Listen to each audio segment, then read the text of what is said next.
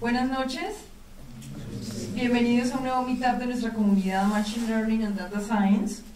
Agradecemos a Microsoft por recibirnos y al AI Fund por patrocinar la pizza y bebidas que disfrutaremos al final del espacio de networking.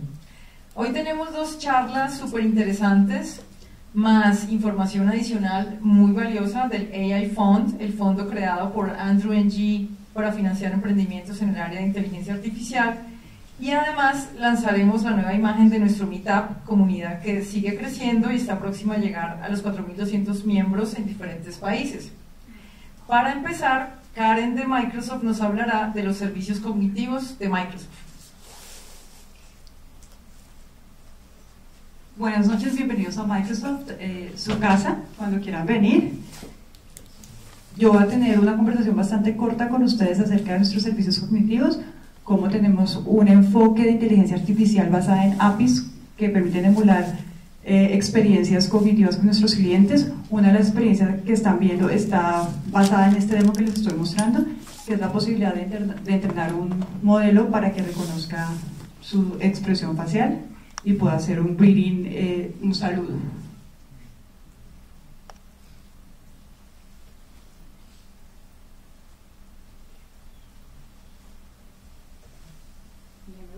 A mi presentación.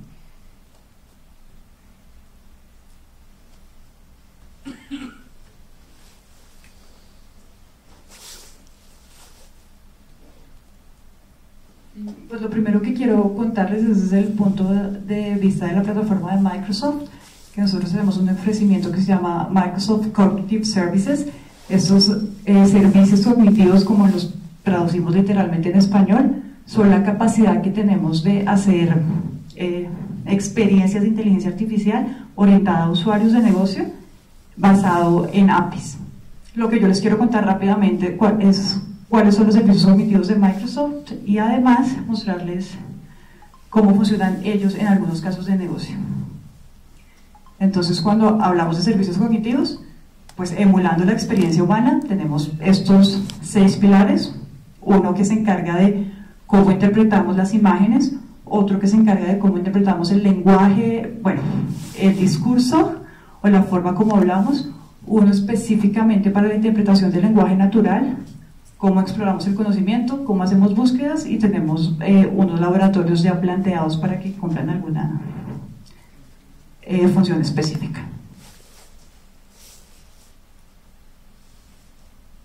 Estos servicios cognitivos están pues divididos desde el punto de vista de plataforma en estos nombres. Es cómo hacer computer vision, cómo hacer un moderador de contenido, cómo hacer un reconocimiento de emoción, cómo reconocer una cara, que fue lo que ustedes vieron, o generar o asociar una identidad a una cara, cómo hacer un indexador de la información que tiene un video, o hacer un servicio customizado para esto.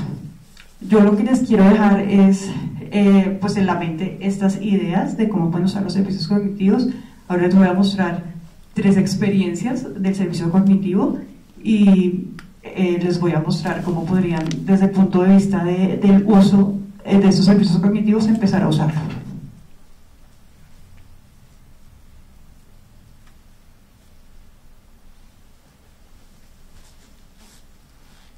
Lo primero, esta es nuestra aplicación demo que se llama Microsoft Kiosk. El Microsoft Kiosk está entrenado con 3 clases de servicios cognitivos. Estos servicios cognitivos se llaman reconocimiento de cara, pues reconocimiento de imagen visual, que es nuestro computer vision, y analítica de texto.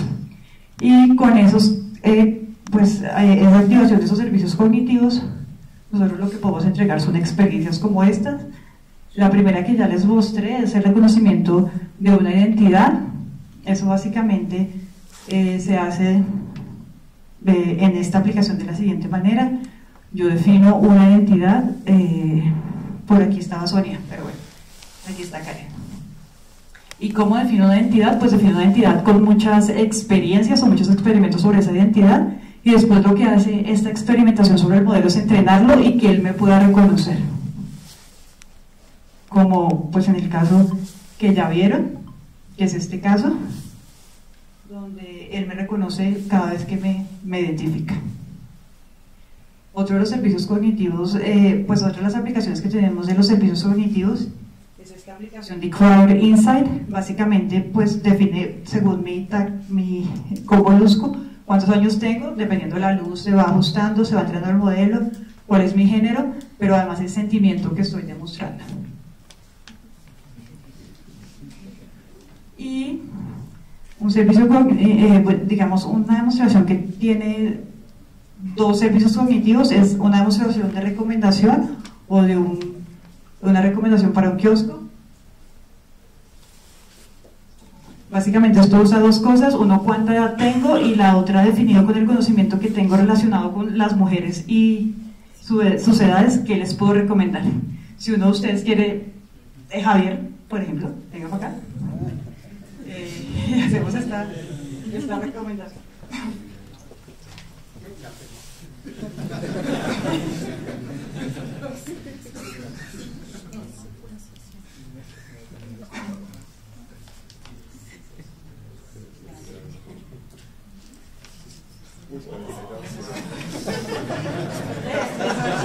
Esa es una recomendación basada en Javier, y si estuviéramos los dos, si estuviéramos los dos,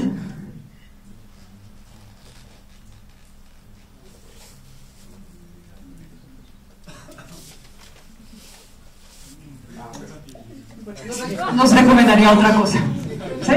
Es básicamente la inteligencia que estamos usando. Para terminar, yo lo que quiero contarles es que estos servicios cognitivos son parte de la suite de la nube pública de Microsoft que se llama Azure, y que ustedes, para empezar a usar estos servicios cognitivos, tienen la oportunidad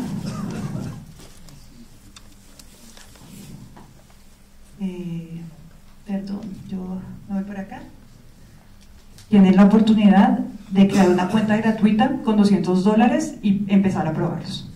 Entonces pues les dejo en la mente que esto se descuenta de sus créditos de Azure, $200 un mes, para que empiecen a probar nuestros servicios cognitivos. Muchas gracias.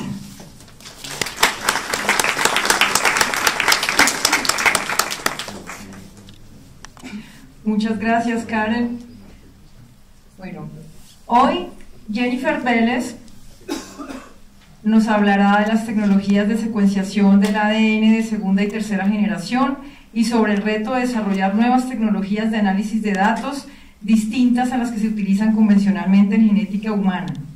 Y Kian Katanforoosh nos presentará varias aplicaciones de Deep Learning en diferentes industrias, nos hablará de los factores que diferencian a empresas tradicionales de empresas que usan inteligencia artificial, y nos contará, Steven nos hablará del AI Fund y por qué están en Bogotá. Empecemos entonces con la charla de Jennifer Segura. Jennifer es licenciada en Biología, con experiencia profesional en citogenética y bioinformática, realizando análisis de exomas. Es estudiante de la maestría de Bioinformática de la Universidad Nacional y usa Python, Bash y R. Demos la bienvenida a Jennifer con Data Mining with Clinical and Genomic Data. Gracias.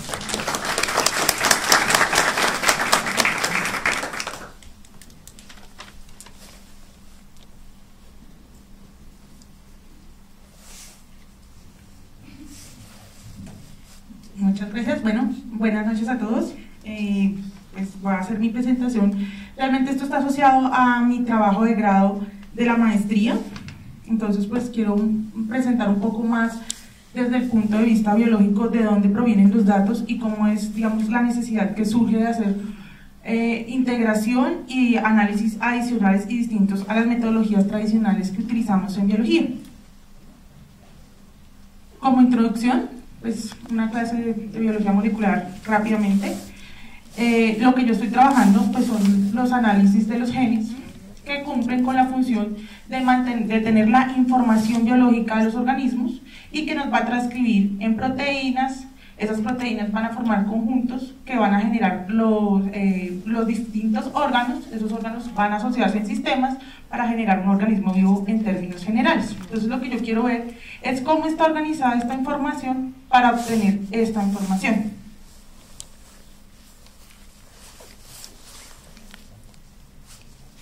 A nivel experimental, pues normalmente uno puede, lo que hace es tomar una muestra de sangre, hacer una extracción de ADN, puede hacer de otros tejidos, no necesariamente de sangre, pero lo usual es una muestra de sangre.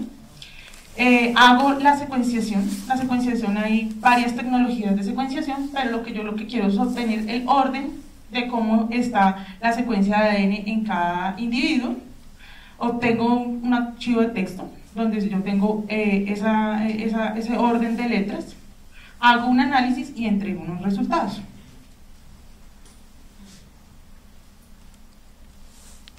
Lo que yo quiero visualizar es qué se está comparando, digamos, qué diferencias hay entre cada individuo comparados con un genoma de referencia. Los genomas de referencia humanos son públicos, hay varias versiones. En este trabajo pues hubo una transición de genoma, entonces ahí está la versión, yo estoy trabajando con la versión 37, pero la última versión es la del genoma 38. Igual todos los genomas están disponibles a manera pública en bases de datos de bioinformática. Entonces lo que yo quiero hacer es, contra mi base de datos, contra la información que obtengo de cada secuencia, cómo está con respecto a lo que se supone que debe ser lo normal. Aquí entra, digamos, el tema de por qué se considera que los datos genómicos son considerados como Big Data. Inicialmente, pues las tecnologías de secuenciación solamente nos permitían secuenciar cierta cantidad de genes o ciertos fragmentos. Con el desarrollo de las nuevas tecnologías de segunda y tercera generación, empezamos a tener una gran cantidad de datos de secuencias, no solamente de humanos, sino de todos los organismos en general, a bajos costos, y que se empezaron a, digamos, a producir de manera masiva a nivel global. Entonces lo que se empezó a desarrollar o a obtener fue muchísima información genética que no sabemos cómo se va a interpretar en cada organismo. Por ejemplo, en el caso de los humanos, nosotros tenemos 3.2 billones pares de bases.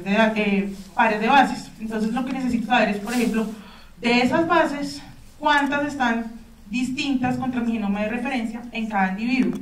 Entonces, por lo tanto, pues esto ya se nos convierte en un problema gigante, poder empezar a revisar qué tantas variantes tiene una persona con respecto al genoma de referencia y qué tantas variantes hay entre las mismas personas, teniendo en cuenta que cada persona pues va a tener 3.2 billones de pares de bases. Dependiendo de los autores, se considera por lo menos que estos datos sí cumplen con el volumen, la variedad y la velocidad. ¿Por qué? Digamos que la variedad no solamente vamos a tener secuencias de ADN, sino que también tenemos secuencias de proteínas que podemos deducir de las mismas secuencias de ADN. Podemos inferir estructuras secundarias de las proteínas, podemos hacer análisis de imágenes de cómo está organizada una proteína a nivel de 3D y cómo se asocian esas proteínas dentro de, o cómo interaccionan esas proteínas en los sistemas biológicos. Por lo tanto, esas deducciones, digamos, se pueden sacar únicamente con el ADN y generar, digamos, estructuras predictivas para ese nivel. Entonces tenemos también muchísimas imágenes en este caso. En cuanto a la velocidad del volumen, como les decía, digamos, esto sí está directamente en el NCBI, hasta el 2008 pues había una estabilidad de cuántas secuencias se obtenían. Con el ingreso de las nuevas tecnologías de secuenciación pues hubo una explosión de la información de manera exponencial. Hasta el 2012 esto está inclusive ahora muchísimo más alto, porque allá ahora hay proyectos, inicialmente se inició con el proyecto de 1000 genomas, que ya culminó, y por ejemplo Londres lo que quiere hacer es el proyecto de 100.000 genomas. Entonces van a secuenciar 100.000 genomas a los cuales quieren hacerles todos los análisis de qué diferencias hay entre cada individuo.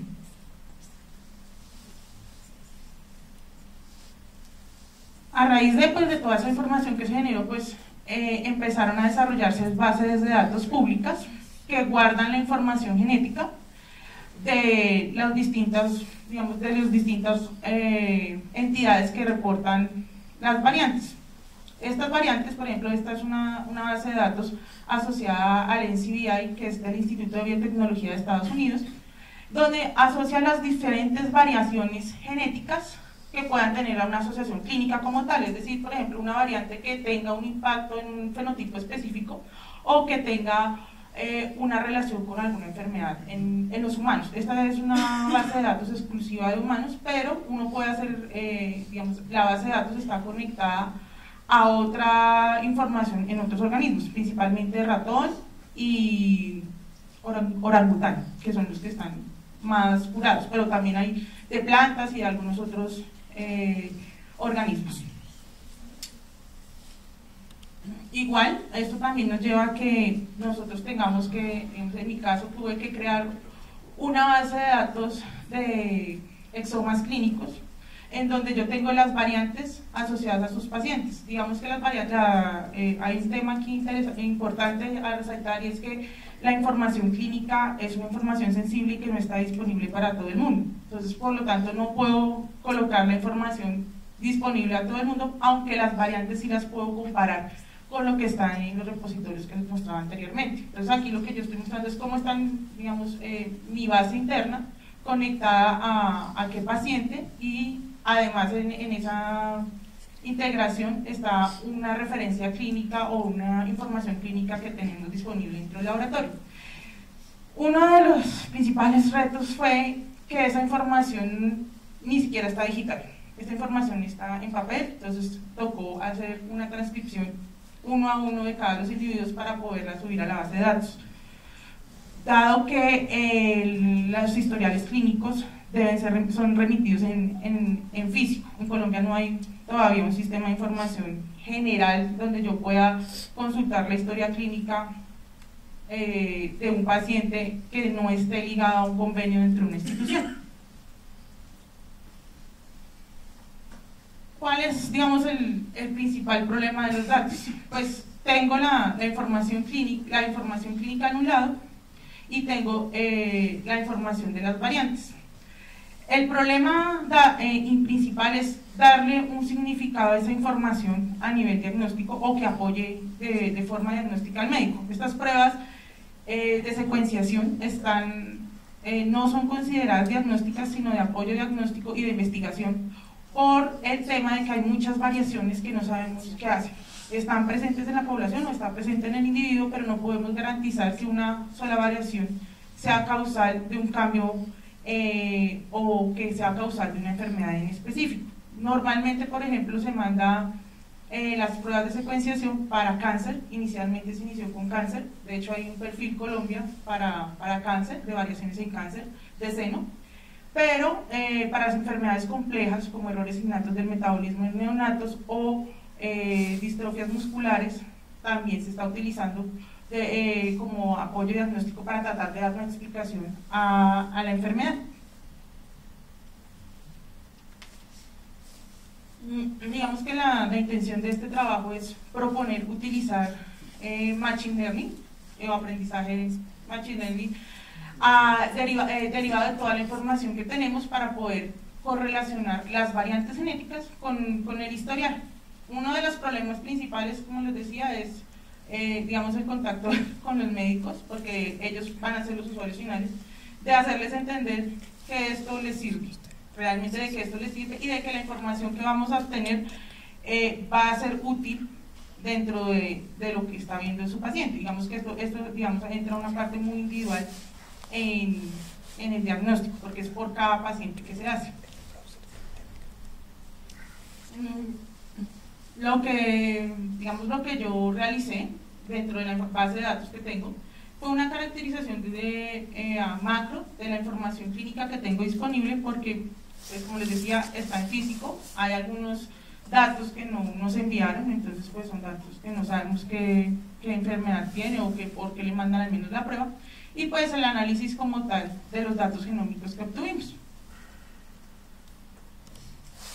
Inicialmente, pues para la parte de las historias clínicas, lo que hice fue un text mining, en donde yo que retiré fue palabras clave, los stop words normales dentro de la base, dentro de la información de las revisiones clínicas, y algún diccionario asociado a palabras que clínicamente tienen un significado. Por ejemplo, en las historias se ve que muchas veces escriben ese punto, que en realidad lo que están haciendo referencia a los médicos es a síndrome. O por ejemplo, mama y seno hacen referencia pues al mismo al mismo órgano. Bueno, aquí lo que hice fue pues el cálculo de frecuencias. Entonces las palabras más frecuentes son seno, cáncer, síndrome, sospecha. También hice pues el TF y el IDF, donde pues vuelven a aparecer las mismas palabras en distinto orden, como seno, cáncer, síndrome, años y sospecha. Y a partir de eso, lo que hicimos fue dos vías de clustering, una con el algoritmo, o sea, clustering jerárquico, con WAR y con average. En ambos se ven resultados muy similares de los documentos, se ven resultados muy similares con los documentos. Entonces aquí, digamos que lo que yo estoy viendo, no lo voy a entrar a detalle porque como tal la salida no me es informativa. Lo que sí veo claramente es que hay dos grupos, digamos, dentro de los documentos. Un grupo pequeño que se diferencia del macro y que se subdivide en unos más pequeños, pero que siguen siendo literalmente del mismo grupo. Desde ese punto de vista, pues yo no pongo ninguna interpretación. Al hacer un Camins,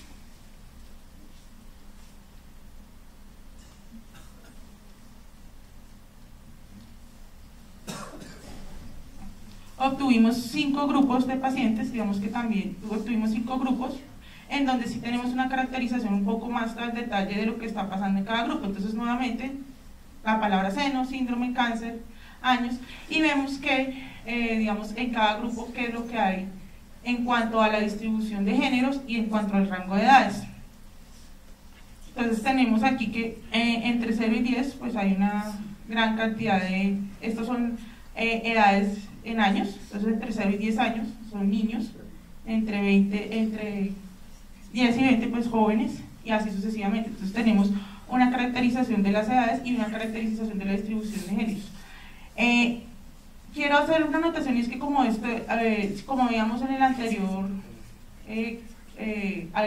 anterior salida, en este mismo contexto vemos lo mismo. Dentro de los 5 clústeres, 4 tienen como principal palabra seno, síndrome y cáncer, y el quinto es el que se diferencia más que el resto de los grupos. Entonces aquí ya tenemos el síndrome y diagnóstico sospecha.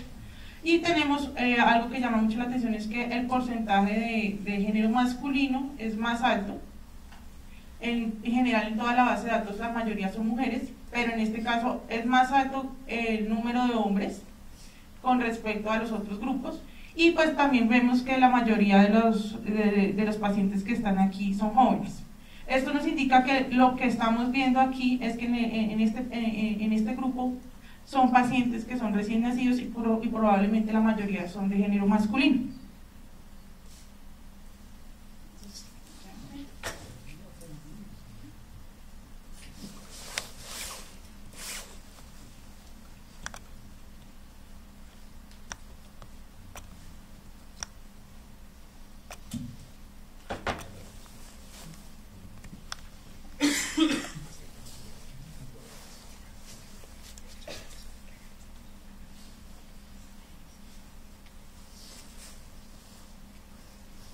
Con los grupos que se obtuvieron, entonces lo que hicimos fue aplicarles reglas de asociación ya con las variantes. Les recuerdo que en los grupos anteriores que estábamos viendo era solamente con la parte clínica que teníamos disponible, y aquí lo que ya estamos viendo es como una distribución de qué pasa con las variantes. Entonces tenemos el tipo de variantes asociadas, esto es del grupo 1, entonces tenemos pacientes de 0 a 10 años, de 10 a 20 años, perdón, con un tipo de variante no sinónima, que quiere decir que es una variante que cambia el efecto en proteína, no sabemos si es patogénico o no, pero cambia el efecto de proteína, y que tienen una cigosidad homocigota. ¿Qué quiere decir que sea homocigota? Que tienen las dos copias alteradas. Bueno, no lo olvidé mencionar, pero nosotros heredamos parte de la información, una parte de nuestra madre y otra parte de nuestro padre. Entonces, si tenemos las dos variantes alteradas, quiere decir que muy probablemente las heredamos de nuestros padres, y que los dos padres son portadores. Digamos, ahí podemos hacer esa deducción de que los padres son portadores.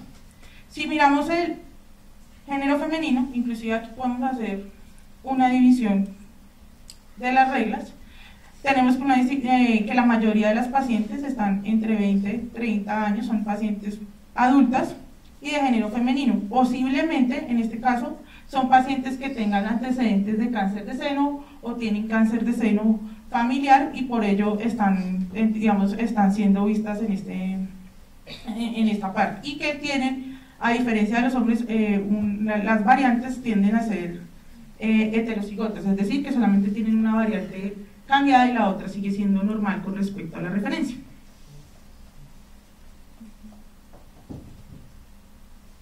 Finalmente, pues digamos que lo que yo quiero hacer también es mostrar una aplicación en donde esté toda la información integrada, y tenemos aquí ya un consolidado del número de las variantes que tenemos dentro de la base de datos. Esto está en un dashboard de Plotline, en donde yo hago una consulta de qué tipo de variante tengo, si es sinónima o no sinónima, cuántas tengo, el tipo de variantes que no pudo ser clasificado, digamos que hay unas variantes que, como les decía, que no sabemos qué son, entonces quedan como desconocidas, variantes que se ven de stock, que quieren decir que recortan la proteína, o variantes que hacen que la proteína quede más larga. Esos tipos de variantes pueden tener un efecto directo en el fenotipo dependiendo del gen afectado.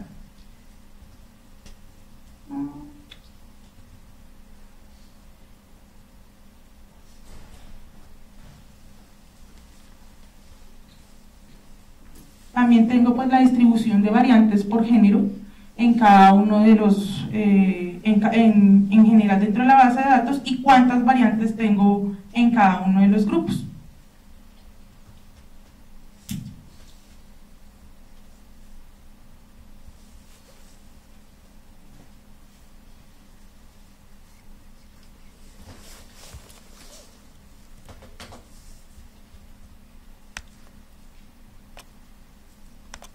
Digamos que aquí también apliqué un árbol de decisión en donde me muestra la heterogeneidad de cada uno de los, dentro de la base de datos, cómo está distribuido la homocigosis o la heterocigosis dentro de la base de datos. Entonces tenemos que prácticamente como el 50% se divide entre los dos, pero la mayoría tienden a ser heterocigotos.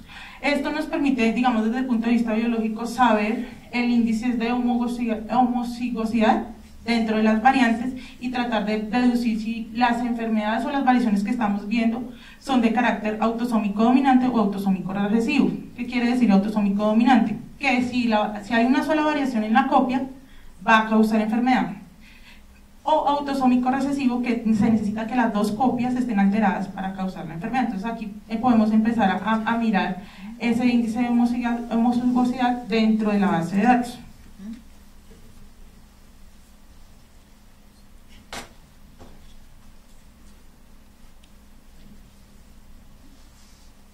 Finalmente el objetivo final es que pues podamos tener unos reportes abiertos de tal forma de que el médico pueda hacerse varias preguntas.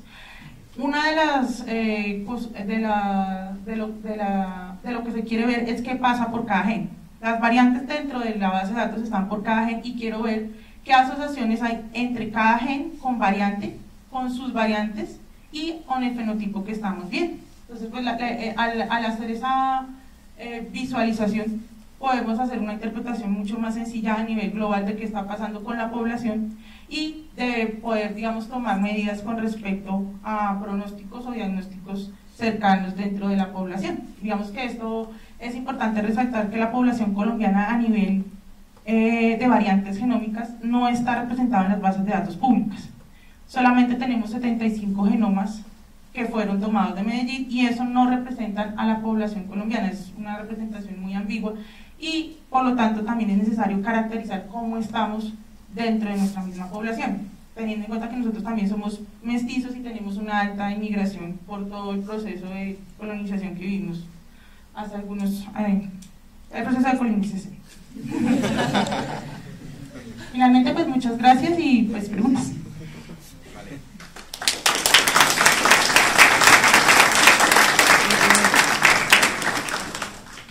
Muchísimas gracias, Jennifer.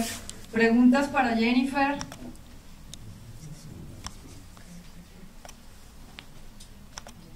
¿Dónde? Ya.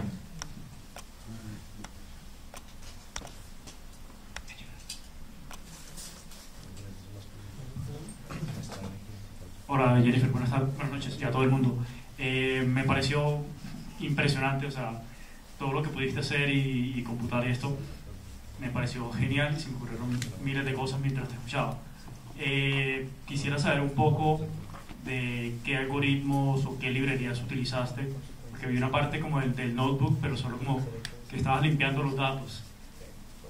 Quisiera saber un poco más de esa parte. Bueno, las librerías, mi librería principal y que es mi favorita es Pandas, es la que uso. De hecho, fue Pandas, para este caso fue Pandas, SciPy, Scikiller, fue lo que utilicé. De hecho, tal cual como están, digamos, documentadas, se utilizaron. Pandas lo utilicé fue para hacer toda la parte de limpieza y de gestionar, digamos, la información dentro del notebook. ¿Y qué algoritmo escogiste? O sea, árbol de Decision Trees, Random Forest. Decision Tree. Okay. Ese fue un Decision Tree. Listo. Bueno, perdón, tengo otra. Disculpe, la última. ¿Cuál crees que sea como tu mayor obstáculo en este momento? O tu siguiente paso en este proyecto.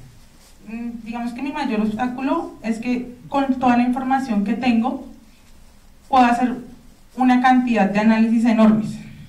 ¿Sí? Puedo analizar desde un solo gen y mirar todas las variantes en todos los pacientes, o mirarlo desde el fenotipo que tengo, digamos, desde el fenotipo que tengo medianamente estratificado. Entonces puedo hacer un análisis bien global, que es el que me ha costado hacer. Ese es el que más me ha costado hacer porque lo quiero centralizar en algo muy específico. Quiero mirarlo contra el perfil Colombia de BRCA1 y BRCA2, que es, digamos, uno de los más cuestionados en este momento porque solamente se tienen en cuenta 2 genes. Aquí yo tengo muchísima más información genética contra que validar las variaciones. Buenas noches, muchas gracias, excelente presentación. Mi pregunta es, yo no tengo mucho conocimiento de las ciencias genómicas, pero podría entender o podría estimar que un trabajo como este puede pronosticar o puede predecir qué enfermedades vamos a tener. O sea, puede ser algo así como un 23andMe.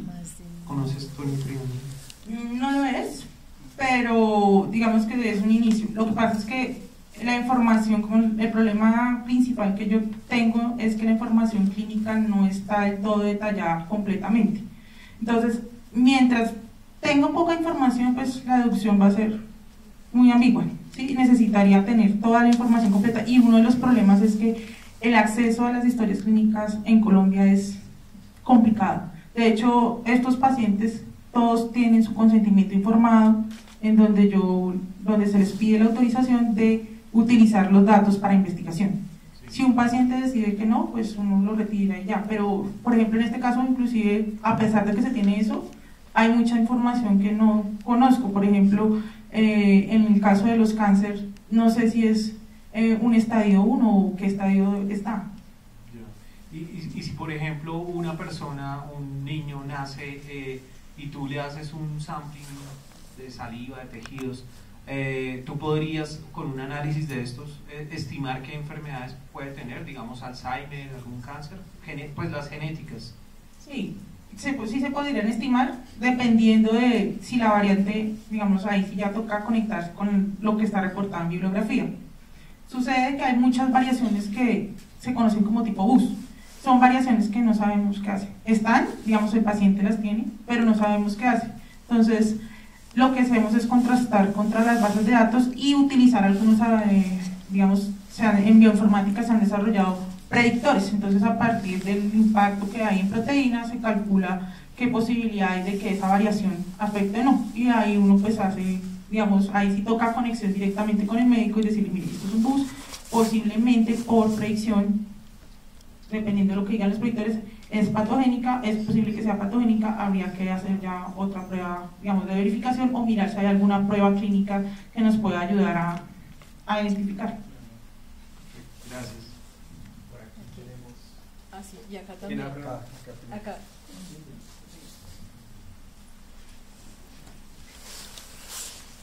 Hola Jennifer, gracias por tu charla, fue muy interesante. Yo estoy más del lado de la biología que el del data science, entonces justo te quiero preguntar si utilizaste algoritmos de machine learning para la bioinformática o el llamado variantes lo hiciste por bioinformática tradicional, o el machine learning solo entró a jugar para conectar información clínica con variantes genéticas. No, digamos que ahí, no, eso no lo mencioné porque no me pareció relevante, pero lo que yo sí hice fue una validación. Entonces yo tomé los pipelines tradicionales y a partir de ellos hice la validación de las variantes, inclusive las filtré por calidad. Entonces las variantes que yo tengo aquí son variantes de calidad que tienen mínimo 30x de profundidad, es decir, que están vistas en 30 lecturas. Entonces solamente están esas variantes, las variantes que están de baja calidad, para evitar sesgos de error digamos, de que no sé si es una variante que exista o si es una variante de error propio del laboratorio, para evitar la parte de los errores del laboratorio, los limpié, y eso sí se validó internamente, de hecho aparte, eso sí se validó aparte, y esas son las variantes que están subidas en la base de datos. O sea que, pero digamos, la innovación en el desarrollo del análisis está más en lo que nos mostraste aquí. Que digamos en el llamado variantes, como a través de métodos tradicionales con unos filtros de calidad que según entiendo es lo que garantizaste en tu análisis. Sí. Gracias.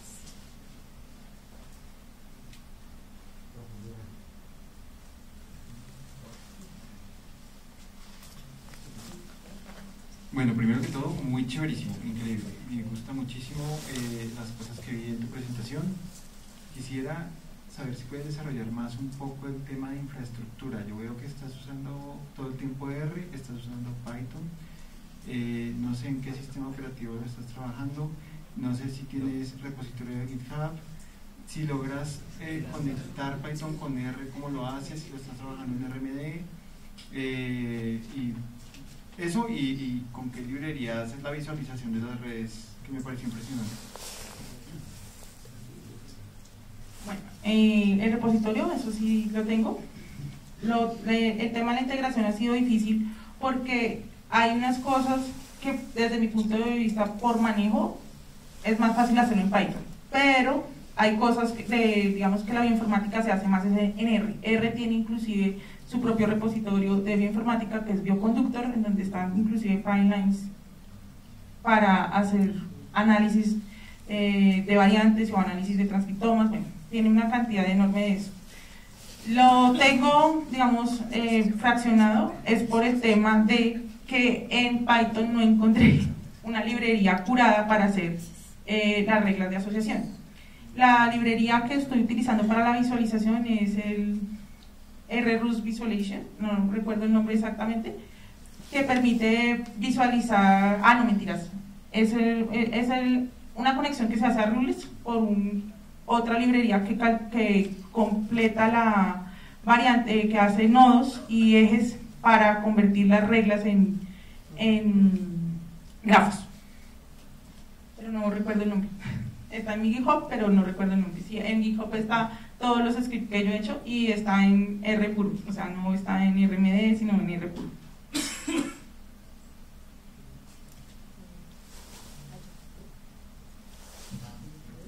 ¿Cuántas preguntas más?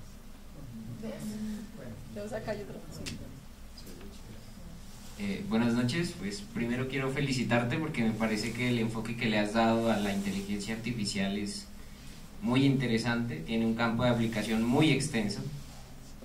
Mis preguntas son tres, van encaminadas hacia el agrupamiento que hiciste. Tú dijiste que utilizaste clustering, ¿cierto? Yo quería preguntarte qué algoritmo de clustering usaste, esa es la primera pregunta.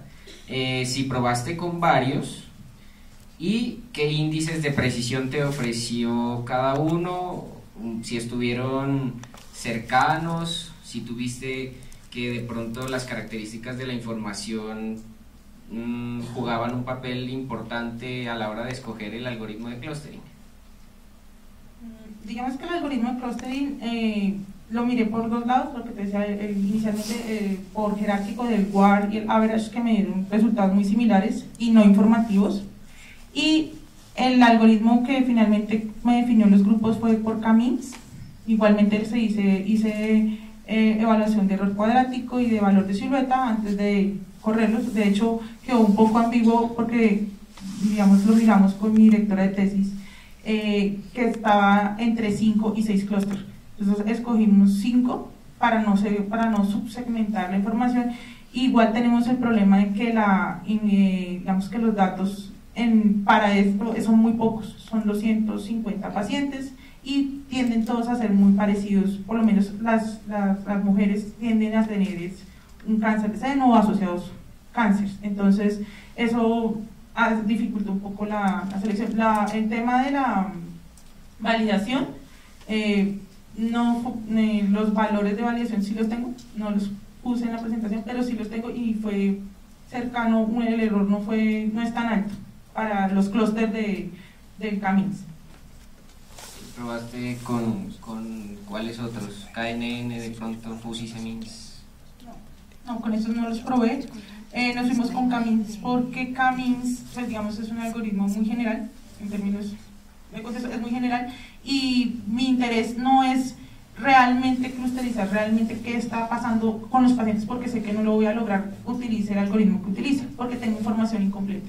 Entonces lo que yo solamente quiero visualizar, de hecho lo estoy haciendo es como una exploración de qué información clínica tengo para poder asociar mis variantes, que es lo que me interesa en este, o sea, estoy mirando, es lo que me interesa más, las variantes de mis pacientes que son colombianos, teóricamente a qué fenotipos se están dando, porque no puedo deducir solamente con el algoritmo, independientemente del algoritmo, qué fenotipo tiene, real. Entonces ahí queda un sesgo que simplemente dice probablemente pero no lo puedo asegurar. Por el tema, si tuviera más información, de pronto sí hubiera hecho otros ensayos, pero no se hizo, fue por eso, fue porque la información es muy poca. Muchas gracias. Lamentablemente nos queda una última. Sí. Por acá. ¿Listo? Buenas noches, muy interesante el proyecto. Solo quería hacerte una pregunta, digamos que el estado del arte, ¿cómo está en este tipo de investigaciones? Digamos que en Colombia se tiene la limitante de la información, pero veo que en otros lados sí como que se tiene más acceso a más información y como que hay más apoyo en este tipo de investigaciones. Entonces sí me gustaría saber cómo está el estado del arte en este tipo de relaciones. Bueno, digamos que lo que yo he visto que está más desarrollados en Estados Unidos. Entonces en Estados Unidos hay proyectos de genómica masiva, entonces ellos sí ya crearon, inclusive en paper del 2018, en donde hacen referencia a la importancia de tener la historia clínica digital y accesible a ciertas personas. Entonces ya están haciendo, ellos sí están haciendo ya la conexión de todo el historial clínico de todos los pacientes del país con estos datos genómicos. Lo que están tratando de diseñar ahí es, bueno, ¿cómo los vamos a analizar? Porque ahí ya no solamente, yo por ejemplo acá tengo solo textos, pero en un historial clínico hay imágenes, hay otras pruebas adicionales serológicas, y fuera de eso pues van a tener ya los datos genéticos, que de por sí tienen un volumen bien grande solitos, o sea, ellos solos tienen un volumen bien grande en una sola persona. Entonces ahí ya van a empezar a hacer, digamos, ellos están en este momento, digamos, por la fase de integración y están tratando de evaluar la financiación. En Colombia, digamos que BIOS estaba tratando de llevar a cabo la secuenciación del genoma colombiano, pero pues no sé, el tema, pues es un tema de financiación gubernamental y científico de investigación. Entonces ahí digamos, el tema en este momento sería la parte experimental, porque de obtener, digamos, las variantes. Y en la Universidad del Valle, su clínica adscrita accedió a dar la información clínica de sus pacientes, pero el tema está en quién va a secuenciar y quién va a financiar la secuenciación, porque a pesar de que la secuenciación es un poco más económica, tiene un costo. Entonces ese es el tema. Pero sí hay, digamos, en Colombia sí hay proyectos de hacer también una integración masiva de la información y de que podamos ver cómo estamos nosotros. Bueno, muchísimas gracias, Jennifer. Muy interesante, muchísimas gracias. las personas que tengan más preguntas, pues en el espacio de networking pueden hablar con Jennifer. Ahora, Alejandro Zuleta y Andrea Higuera, fundadores de nuestro Meetup, que acaban de regresar de Chile después de un exitoso año en Startup Chile, nos presentarán la nueva imagen de nuestra comunidad.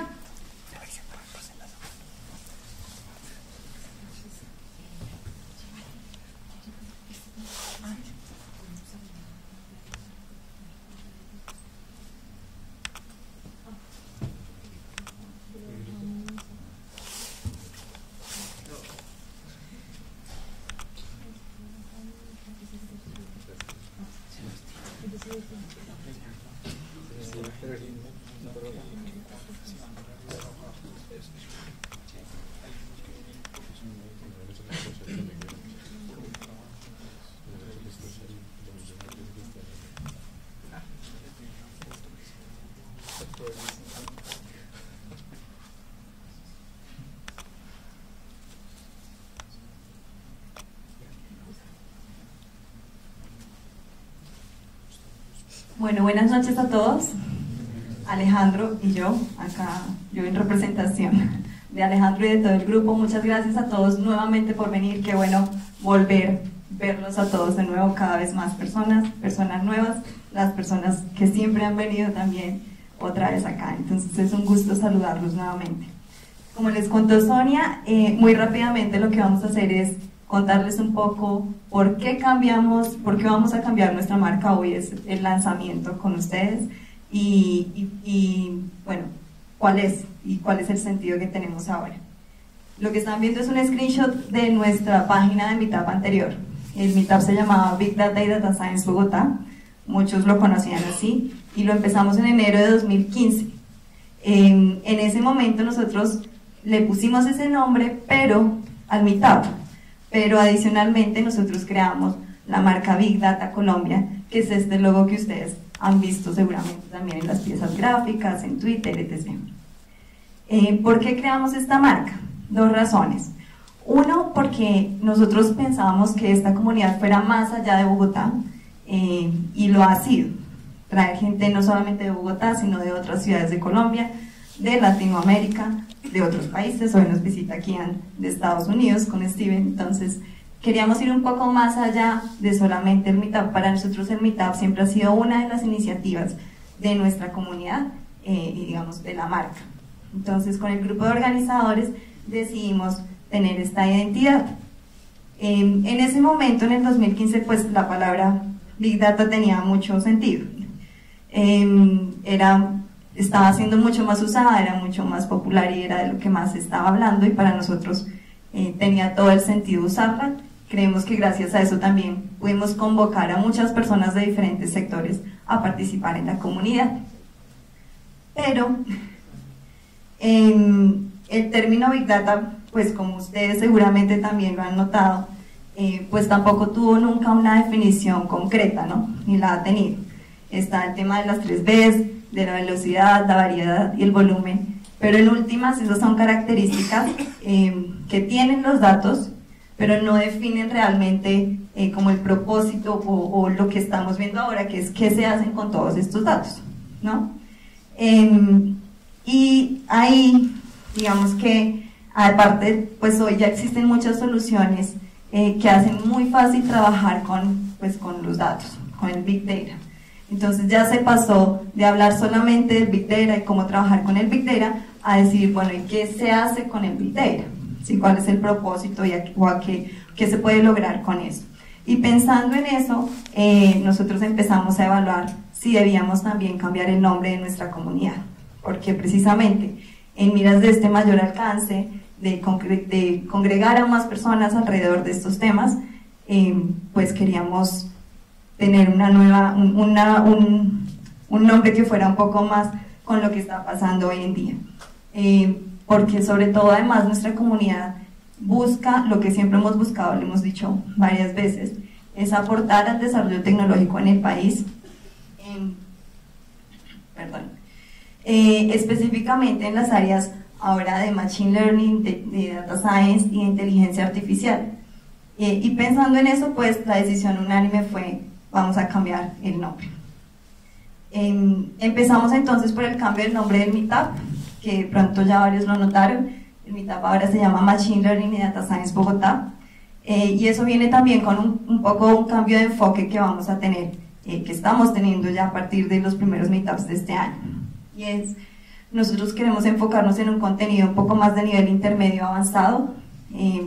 La comunidad, yo creo que todos fuimos creciendo al tiempo en el nivel en estos temas, ¿no? Muchas personas empezaron a hacer los cursos online, y el país en general también ya está un poco más informado y desarrollado en este tema. Entonces, por eso queremos que el contenido ahora sea un poco más avanzado.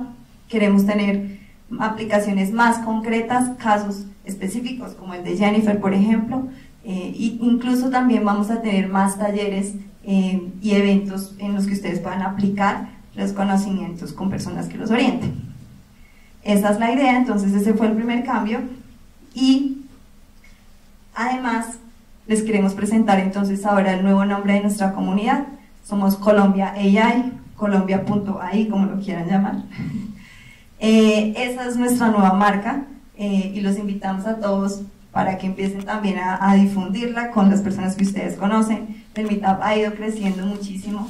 Ahorita, como decía Sonia, somos casi 4.200 personas, y gracias a ustedes que han corrido la voz es que ha crecido la comunidad.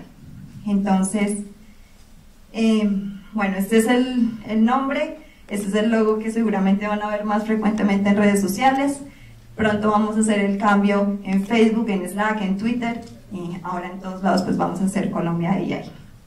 Estamos muy emocionados por el futuro del Meetup, de la comunidad. Como siempre los invitamos a todos ustedes a aportar, a los que quieran dar charlas, a los que quieran, incluso alguien nos escribió que quiere unirse al grupo de organizadores, bienvenidos también. Entonces estamos abiertos a todo eso, estamos emocionados por el futuro de la inteligencia artificial en el mundo, pero también en Colombia. Ya Kian hoy nos va a hablar de eso más. Entonces eso era lo que queríamos contarles para que todos estén al tanto, y pronto van a empezar a ver los cambios en todas nuestras redes. Muchas gracias.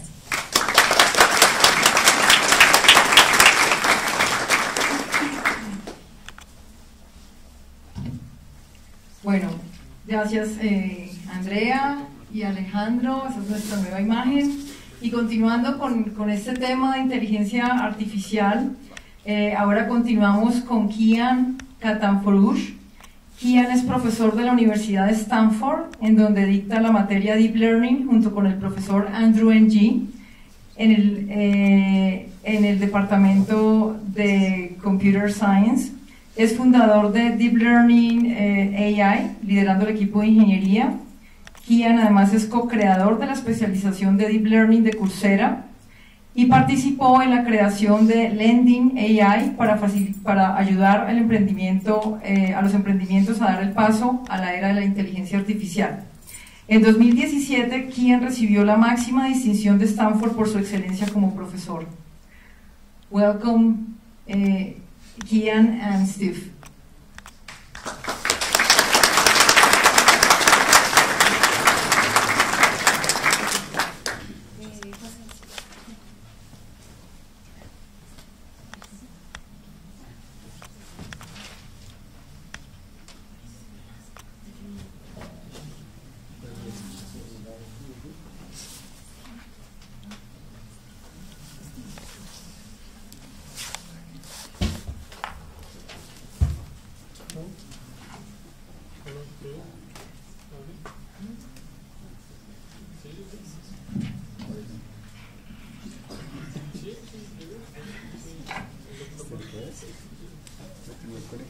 Bueno, entonces mientras empieza la presentación de Kian, Steven del AI Fund nos va a contar qué es el fondo y qué están haciendo acá en Bogotá. Va a dar una información que a muchos nos interesa. En inglés.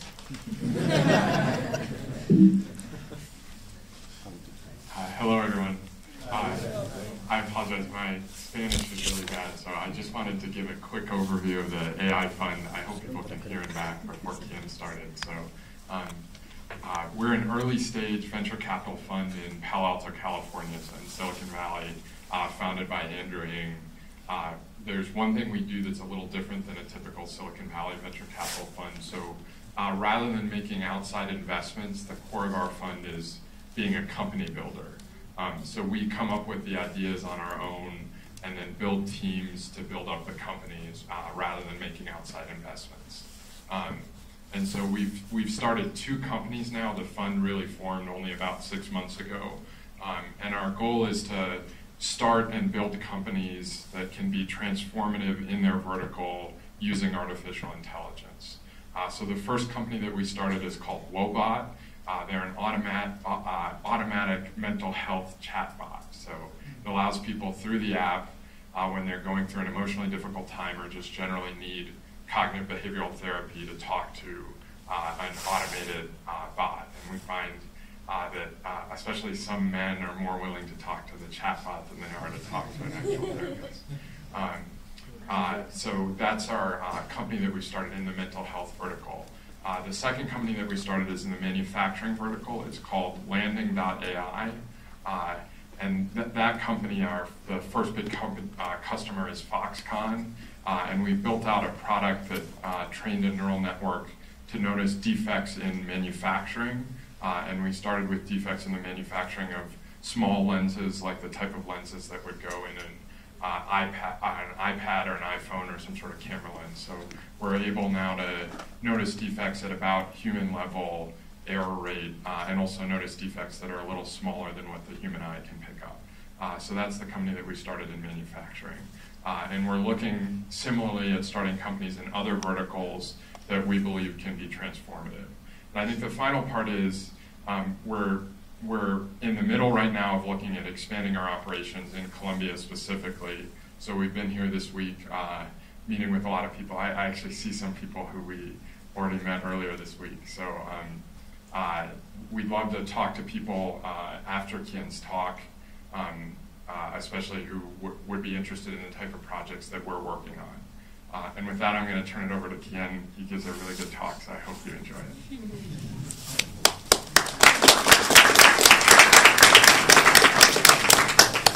It's too much pressure for me.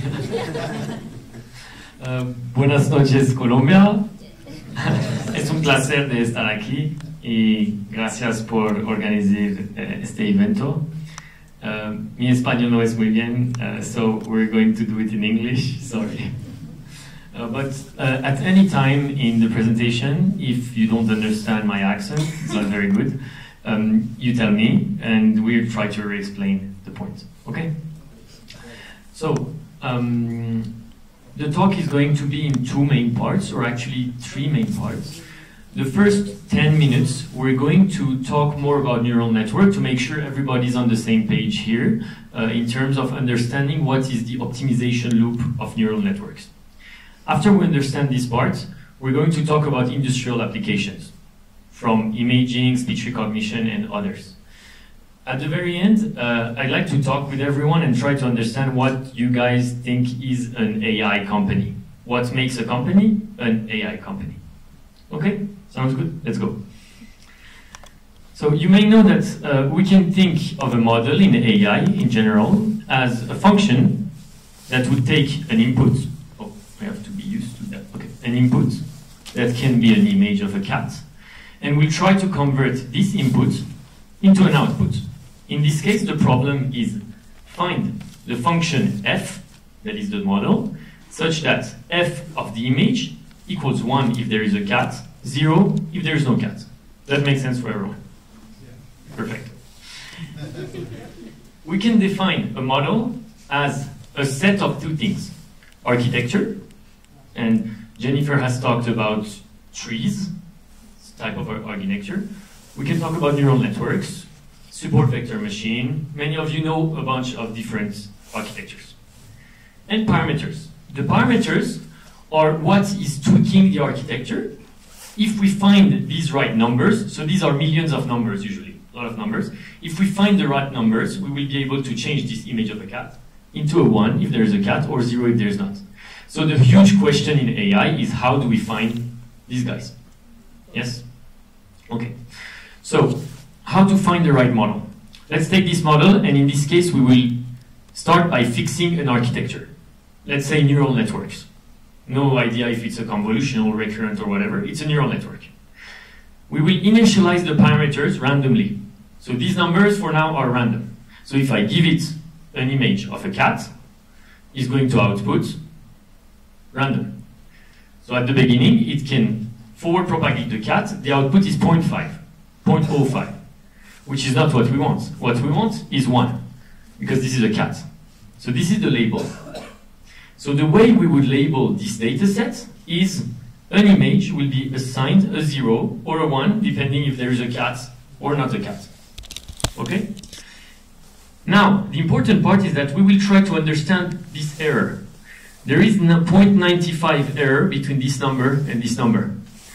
This error, we will calculate it using a function called the loss function. How many people are familiar with the concept of a loss function? Okay, so half of the room. A loss function, you can basically think about as a function that calculates the error, how much your parameters are bad. We will derive a gradient derivative with respect to this function to understand how should we change these numbers so that this goes closer to that. Okay? I will try to minimize the error. So we do it several times. We will calculate the error, update the parameters to be a bit better, and give a cat again. Now we will get another number for the cat, 0.25. I will do it again. I will compute the error, understand how should I push the parameters so that they're better and the cat will be closer to 1. I do it again, beam, update the parameters, forward propagate the cat, and get a better number. And I will do that with many images of different cats or different non-cats. Okay, so many times. Okay, does that make sense, this optimization loop? So this whole thing is an optimization and more precisely a minimization. Minimization of what? Of the loss. How do we minimize it? We find the right parameters that minimize that. Iterative algorithm. Okay? Now, the interesting thing in deep learning, in neural networks, is that we can change a bunch of things. We can change the input. The model can take a speech as input, or it can take a sentence, natural language. It can take images. We can change the output. If I ask you, instead of telling me if it's a cat or not cat, tell me if there is a cat, a dog, an elephant, a giraffe, blah, blah, blah. We can have much more different types of outputs. I can give you a picture of a bike and tell you, give me a model that will predict the price of the bike. 200 pesos, for example. Or no, much more, probably. So this number will be between 0 and plus infinity. The bike will not be negative. They won't give you money with the bike, unfortunately. So it will be between 0 and plus infinity. It's not a classification problem anymore for the bike. It's a regression problem. Okay. So we can change the output, we can change the architecture, as we said before. We can change the loss function. The loss has to be very adapted to the problem you're solving. And the main point of today's lecture is to understand how you choose the loss. We can change the way we initialize the parameters. Let's say at the beginning we initialize randomly, but they're very good. I don't know, we're lucky, and this process will take longer, much faster. Let's take this example of a network. So some of you might know that this network is called logistic regression. It's a one-neuron neural network. It's a very simple neural network. You may know that a cat image in computer science can be described as 3 channels. Rojo, blau, verde. 3 stacked on top of each other. So it's like a 3D matrix. We can take these numbers and put them all into a vector, like that. All the numbers in this 3D matrix, we just take them one by one, put them in a vector. We give this vector to a neural network. So these are the numbers. 255 is x1 after preprocessing, 231 is x2 after preprocessing. And we give it to a neuron. What a neuron does is that it has 2 parts. The first part multiplies by parameters and adds bias to the input. And the second part is an activation function. In this case, it's sigmoid function. And why do we use that? Someone may know. Why do we use a sigmoid function? Yes, because the sigmoid function has the characteristic of taking a number between minus infinity and plus infinity and converting it in between 0 and 1. Because we want to know if there is a cat or no cat, we want a number that is a probability of bearing a cat. So between 0 and 1. So we use sigmoid. This model seems to think that there is 73% chance that there is a cat on the image. Because it's more than 0.5, we will say there is a cat. If this number was 0.23, we would say there is no cat. That setting makes sense. Okay, now, sorry. If we wanted to do it for more animals, let's say on the image, we could have a dog, a cat, or a giraffe. What we would do is that we would repeat this neuron 3 times. These parameters, after we've learned them through the optimization process, will be made to detect cats. These ones will be made to detect dogs, and these ones for giraffe. Now my question is, what is the main difference between this network and this network? What? Layers? There is still one layer, like this is one layer, this is one layer. What? Someone wants to... The what? There are neurons specialized network? Yeah, so it's a neuron specialized network. So this neuron is for dog, this is for cat, yes. But what I mean is in terms of data set. What's the difference between the data you use to train this model versus the data you use to train this model? The pictures? So yes, the pictures are different because this model, we may have pictures with many animals. But I heard the answer here. The labels. So tell me, how do you label in this case? With a vector where you have 1 and 0s depending if it's a giraffe, a dog, or a cat. Good. So just to repeat, in this network, we labeled with 0 and 1. This image has a cat, the output should be 1. In this case, the output should be 0, 1, 0. If we had a cat and a giraffe, it's unlikely. If we have a cat and a dog, we would have 1, 1, 0 as a label. So the way we label the network would make us able to learn different things. In this case, you have to label with a vector. Does that make sense why we label like that? Okay. Cool. Now, in this presentation, we will use a specific set of notations. And specifically, we will call this neuron the output A11. 1 for the number of the neuron in the layer, and the square bracket 1 for the number of the layer. Okay? So if I add a neuron here, to make the model more complex, I would call it A12. Okay, second layer, first neuron. Okay, so here it's a cat as well. Now let's look at this network. Oh, sorry. One thing I want you to, so that's the last boring slide we have for now, and then we move to funny things. So, if you take a network like that, one thing I want you to take as granted, as no, because it's not actually easy to understand this concept, but take it just as we understand it. Let's say we train this network on faces of humans. Like we would give a bunch of faces of humans to this network, and we would label each face with an ID.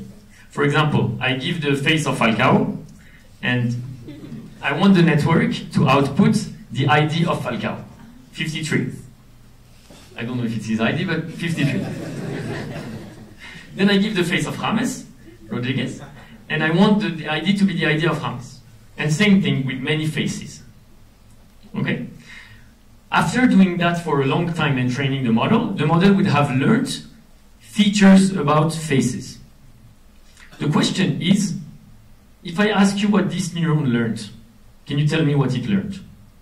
In the beginning layers, it begins to learn about the contours, edges, really low-level features, and once you go forward into the last layers, you learn the face of Falcao or James. Exactly.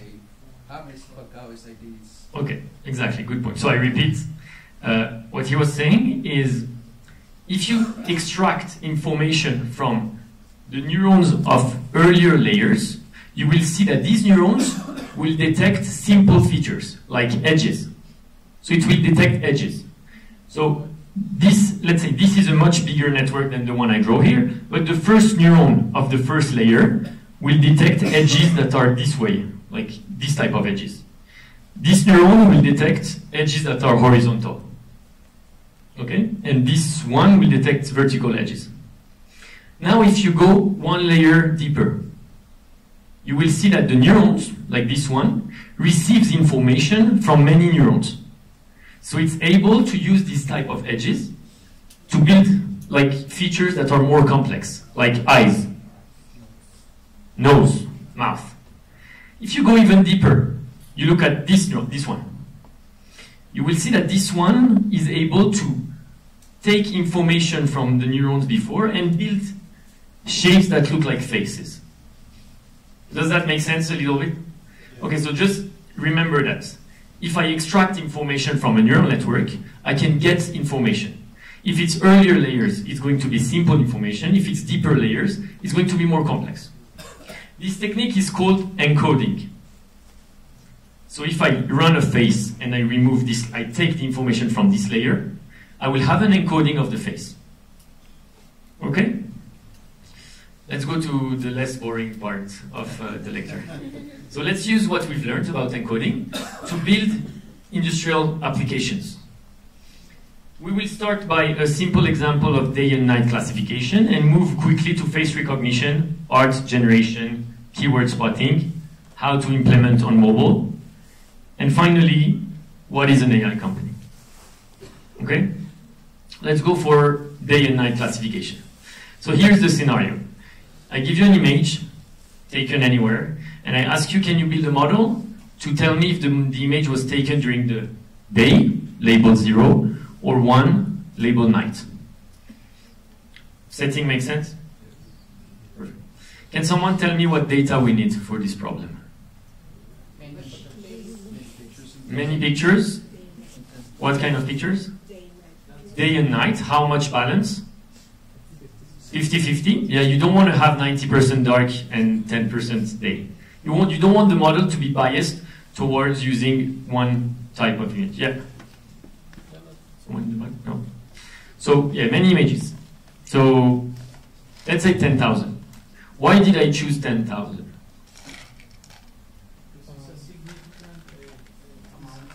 Sample which has some significance. A small sample could be guys. So do you think this is small or big? Small. We think this is small. We think this is big. Yeah, high five. It's subjective. I think this is very small. In deep learning, we talk about millions of images usually. But because the task is easy, and easy, by easy I mean for humans. So always get back to humans. Algorithm is able to learn if humans are able to learn easily. For a human it's easy to tell if it's day or night. Can you give me examples where it can be tricky for the algorithm? The sunrise. Sunrise. Indoor. Rain. Indoor is very hard. Like if we take a picture here, a human might be able to say that it's the night, because we're tired. No, I'm kidding. An eclipse, because if you take indoor, there may be a window that tells a human that it's the day or it's the night. This is hard to teach to the algorithm. The way you will teach that is that you will give a lot of pictures that are indoor but with a small hint until the algorithm understands. So actually, I think 10,000 is not enough if we want an algorithm to understand all these edge cases. But it's enough for a simple algorithm to understand day and night. It depends on the application. If the application is outside, there's enough probably.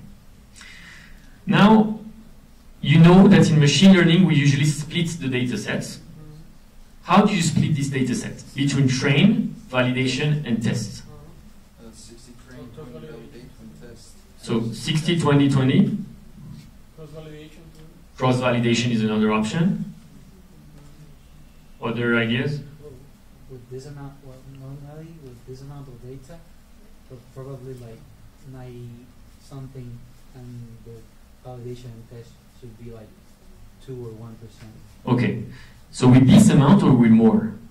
With more, yeah, you're right. So you're right, I think for this 10,000 images is not a lot. We would split it like 70% used for training the data, training the algorithm, 15% for validating it, 15% to test it. If we had 1 million images, we would put a lot more in the train, like 98, 1, 1. Okay. And by bias, I mean we want to make sure that the balance between these two are okay. 50-50 dark and day images.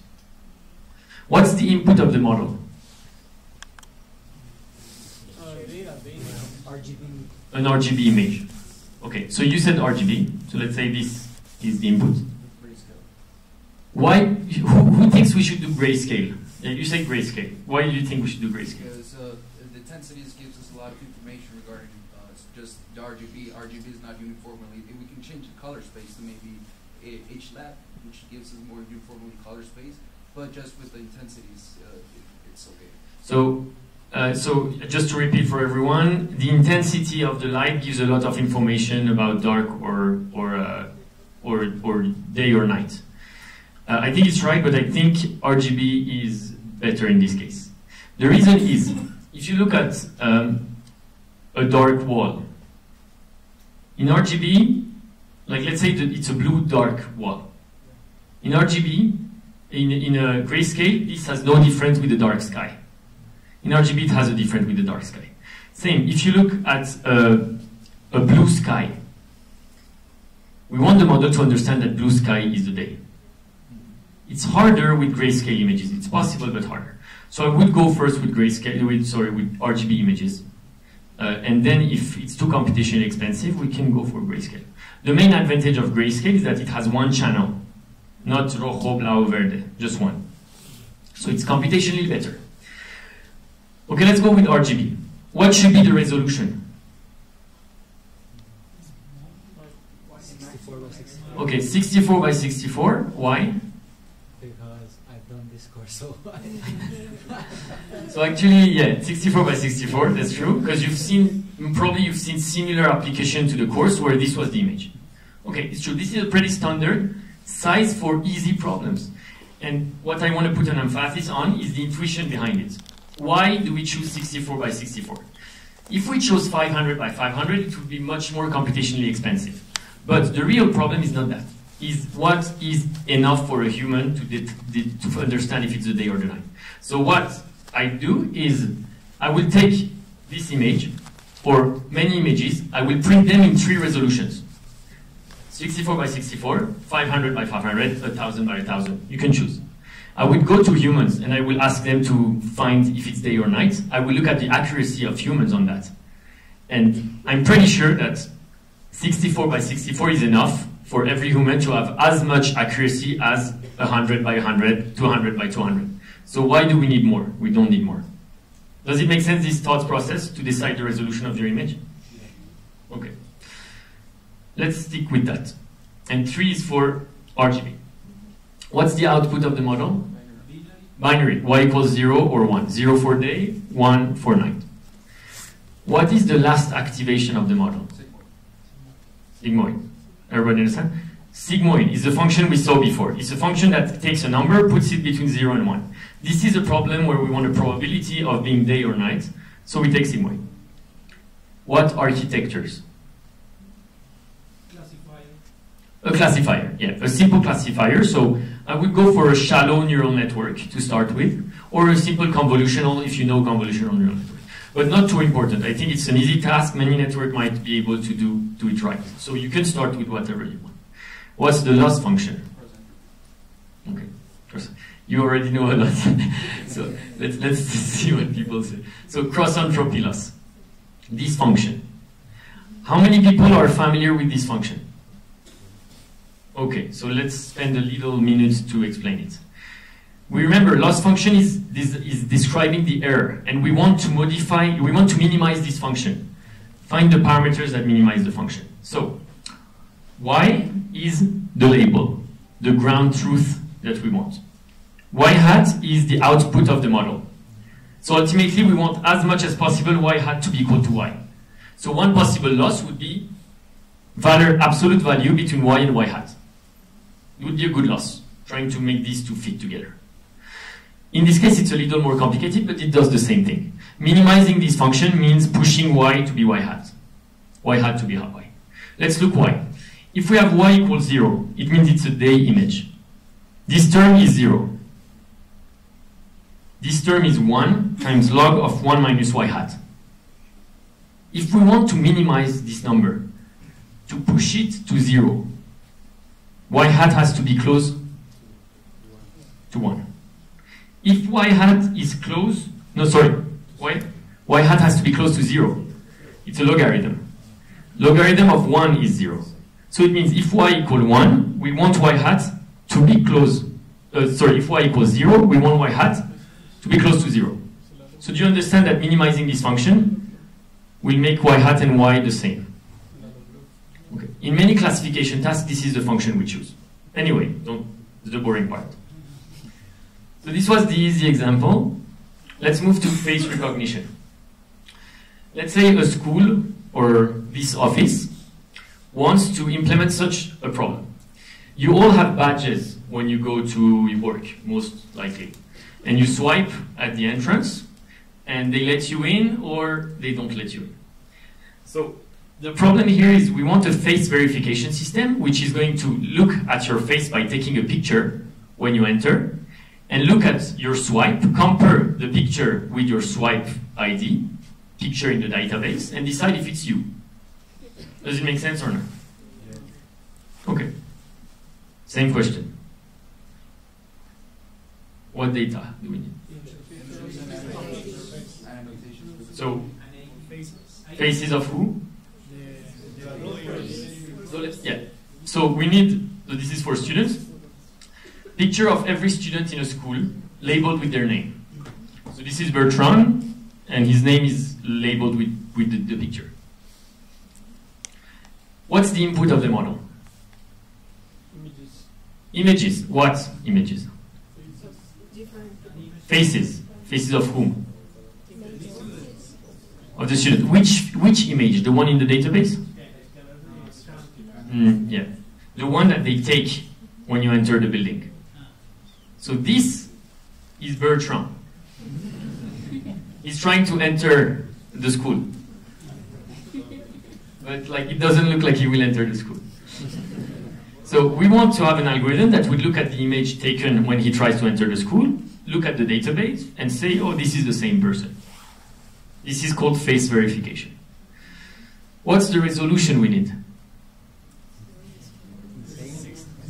Who thinks more than before? Why? Can you tell me why more than before? Yeah, because it's the same process. If I do the same thing, I print faces of people with different resolution, and I ask people, can you tell me who is who?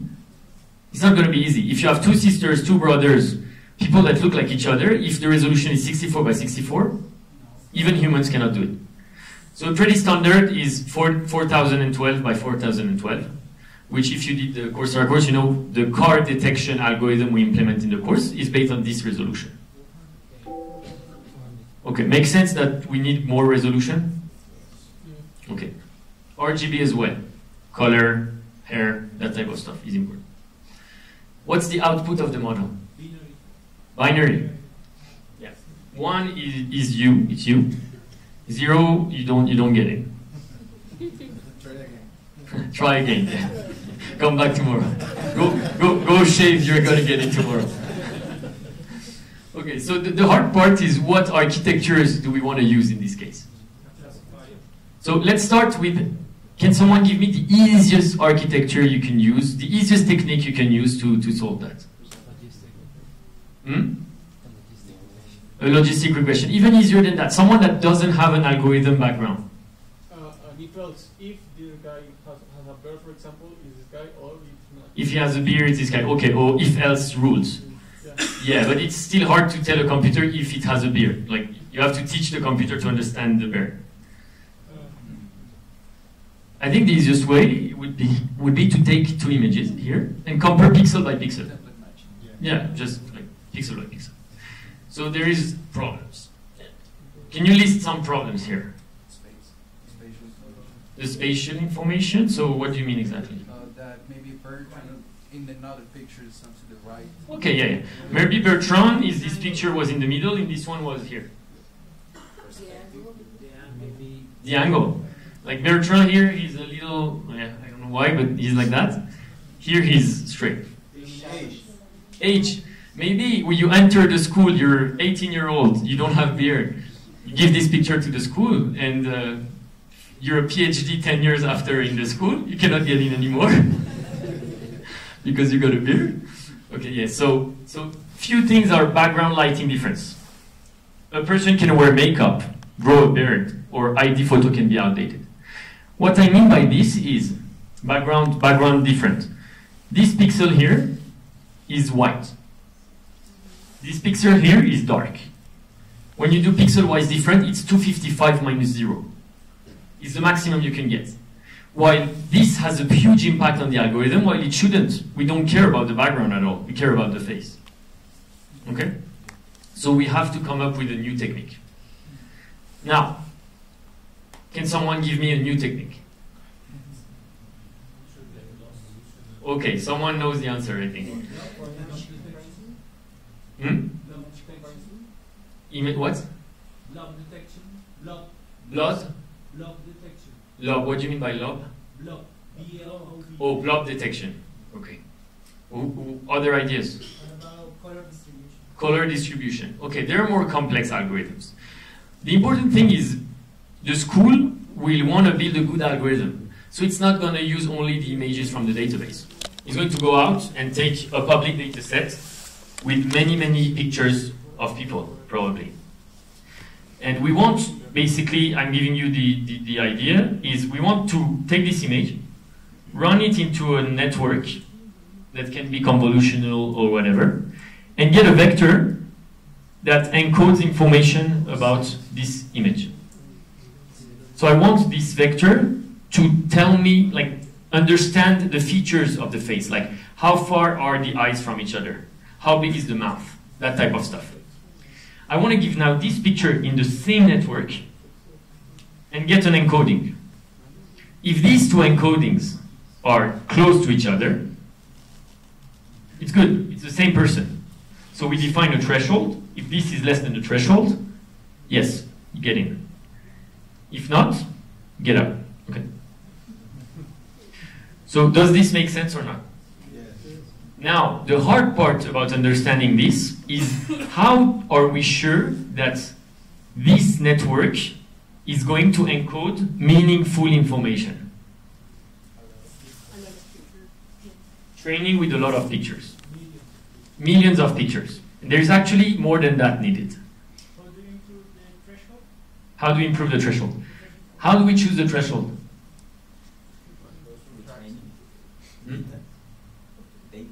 Data. So what do we do exactly? Increase the number of data, significant data. Increase data. We said it earlier in the lecture. Remember we did a data split. Threshold is part of the hyperparameters that we tune on the validation set. So we use a training set to train the model. We use a validation set to choose that type of numbers. And on the validation set, we would see that 0.4 is the threshold that gives the highest accuracy, because we know the ground truth.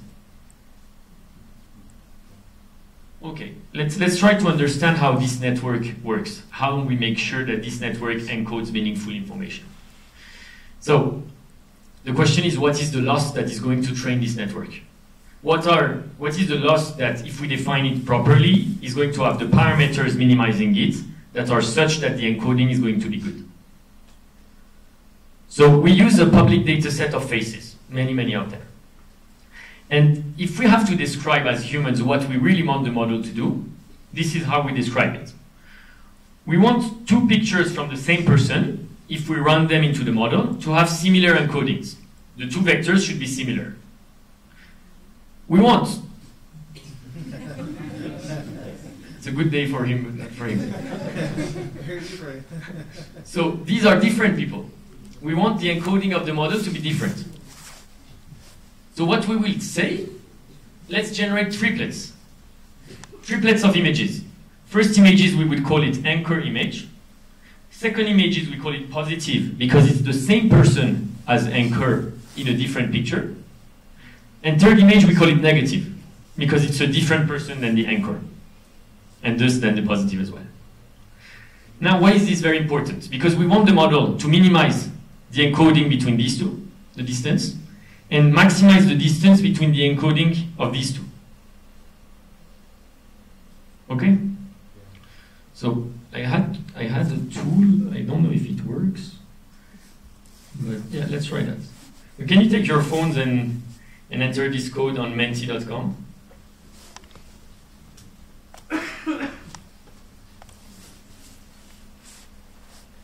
Okay, so the question is, what should we minimize between these three loss functions? Knowing that encoding of P is the encoding when we run the positive image in the network, encoding of N is the same for the negative image, and encoding of A is the same for the anchor image. So take 30 seconds to answer that.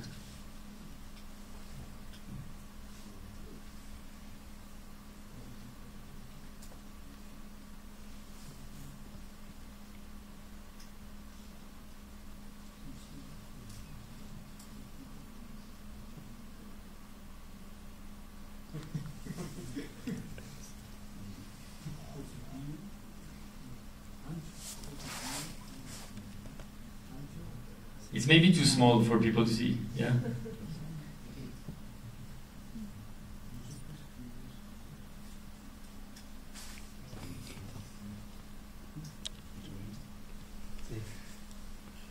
Okay, let's give 10 more seconds.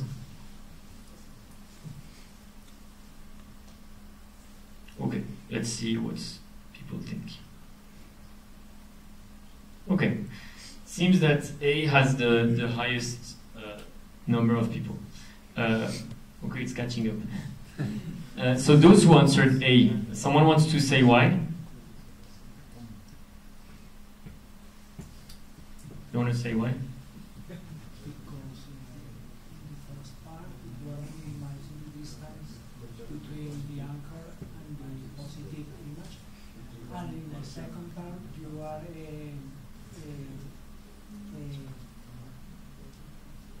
you are maximizing the distance between the anchor and the negative image.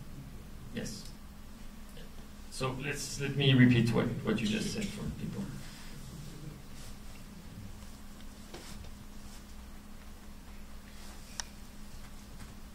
So yeah, this was the right answer, which is the answer A.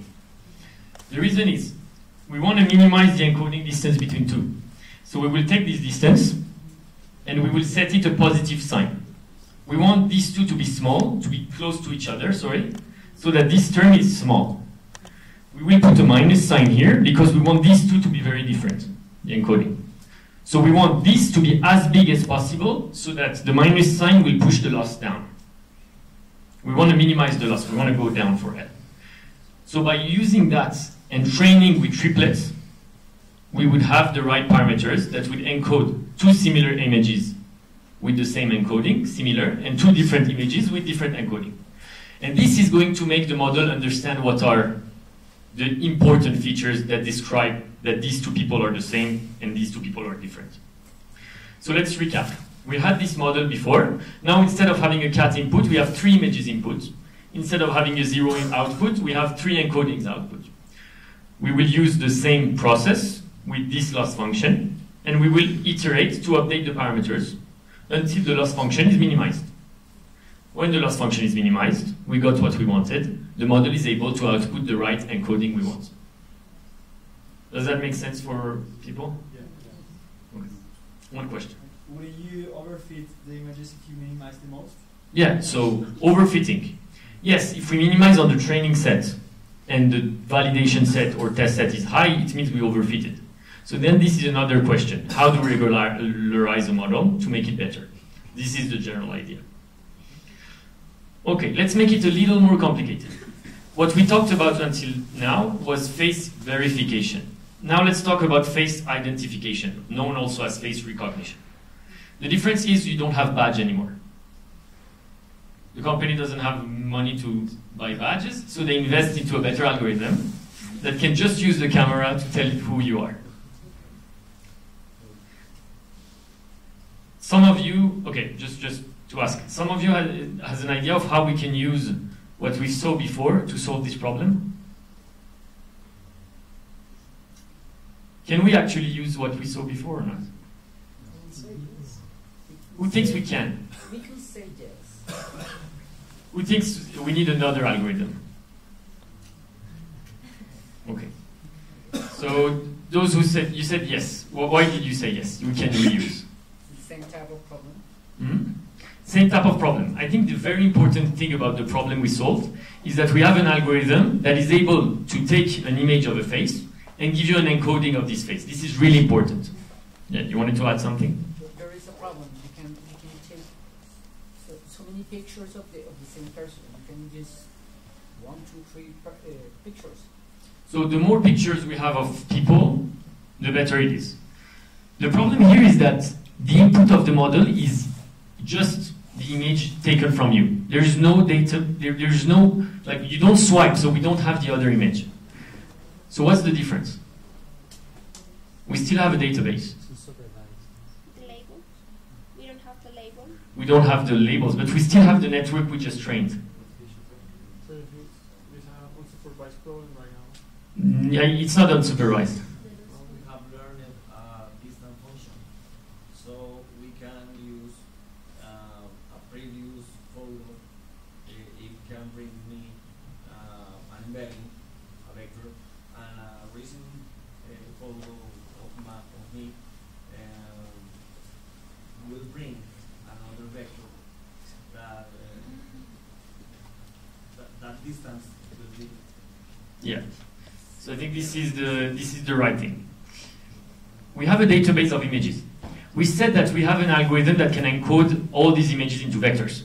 So let's remove the images from the database and run all these images to a network, replace the database by vectors. So now each of us in the database, we have a vector associated with us. Yeah, we will compare the vectors. Now I enter the office. They take a picture of me, they run it into the algorithm, they get my vector. Linear search in the database. I use this vector, the closest vector in the database is very likely to be me. Me. Does it make sense? Yes. If you want to make it better, you can take 3 pictures of everyone, and look at the 3 closest pictures to your vector. If it's the same person, you're very confident that this is the right person. If it's 3 different people, it means maybe take the picture one more time. It's maybe not the right person. Make sense? This problem is called k-nearest neighbors, for some of you that know this algorithm. Using k-nearest neighbors on these vectors of encoding will give you the closest person to you in the database, which is likely to be you. So you see how powerful is the network that we trained before? It can be used for many applications, even more complex.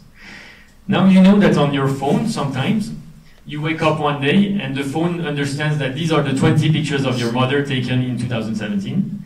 These are the pictures of your father. These are faces of your dog. Like, they understand without us telling them. How do they do that? The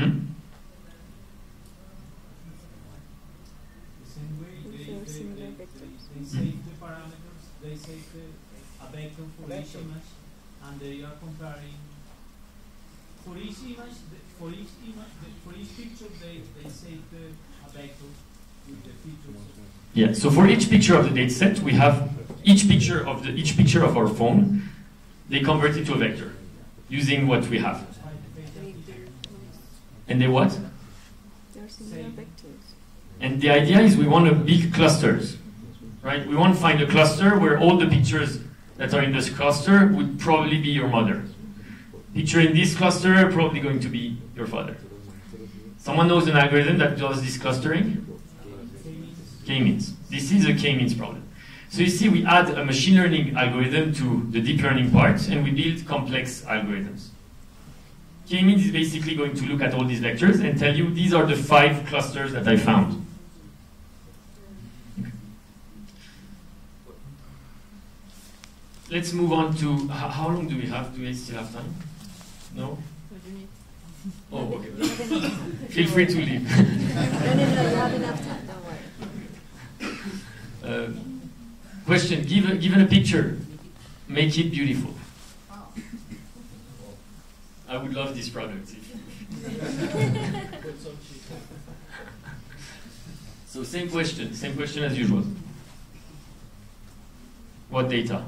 Maybe there are a set of a vector which has facial features which are perfect, more symmetry, basically, and then you compare with the features with the vector extracted from the actual picture and adjust.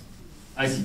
So what you're talking about is if we use the same type of faces, the vector of embedding might have one number that describes the symmetry of the eye, and we can define that symmetric eyes is good, is beautiful. But this is very subjective.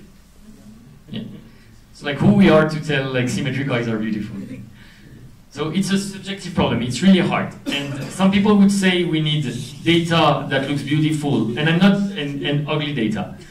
I'm not talking about faces here. We talk about any images in the world. So let's say we have all the data we need. All data, all pictures. The way we're going to describe this model is we will take an image. This is the Louvre pyramid in France, in Paris, and we would say this is the content image. The content of this image is really important to us. We're going to have another image that we will call style image. This is a picture, a painting of Claude Monet, and Claude Monet has a really specific type of painting style. He was only using the pencil and pushing the pencil like that. He was never drawing, only pushing the pencil. What we would like to do, and that's why I call it art generation, is to generate an image that look like what would Claude Monet have done if he was still alive for the Louvre. So you see that this picture, we see the pyramid of the Louvre, but the style is really the same style as Claude Monet. It's only pencil pushed, like that. The buildings in the sides have become flowers.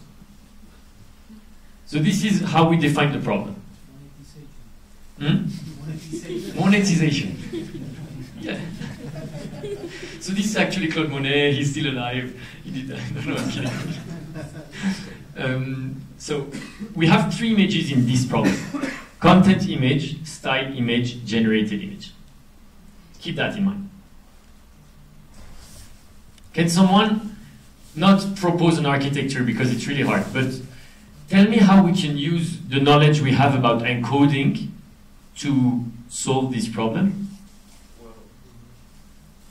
Yeah. Well, Monet style could be some type of features. We don't know if it's, well, we can say it's maybe it's low level compared to the Louvre, which might be more high level features. So the idea is to mix it up, what makes the low level features with the high level features, and we'll create the beautiful image that you have over there. Okay. So grammar, something grammar, add features to existing data. Add features. So what do you mean by adding features to existing data? In mathematical or in procedural image generation, there is something that it's called grammars, and it's use existing data to improve the output. Yeah, so that can be a way. You have a data, you have an image, and you want to boost this image using another image. You have to extract information from both images and mix these two information somehow. This is kind of what we're going to do, but we're going to do it with deep learning. So, when I said we have all the data in the world, let's assume, because we have all the data in the world, you would train a network that understands every image.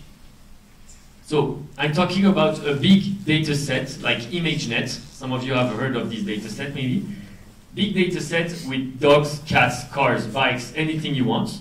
And every image has a label, like this is a dog image, this is a cat image, this is a car image.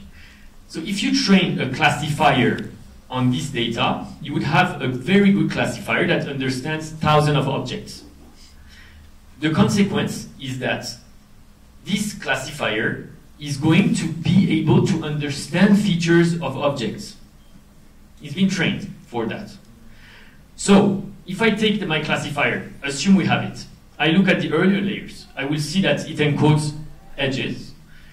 I go further and I will see that the neurons of the last layers, they will encode things like dog shapes, car shapes, bike shapes, information more complex. Does that make sense? So now let's consider that we have this network. We want a model that understands images very well. We have it. Then we will use an existing model trained on ImageNet. So we take this image, content image, we run it through a deep network. This network here is pre-trained. We don't touch it. It's done. We trained it before. The only thing we want to know is what does this network think about this image. Okay. When this image forward propagates in the network, we can get information about its content and its style using encoding, extracting information from the network.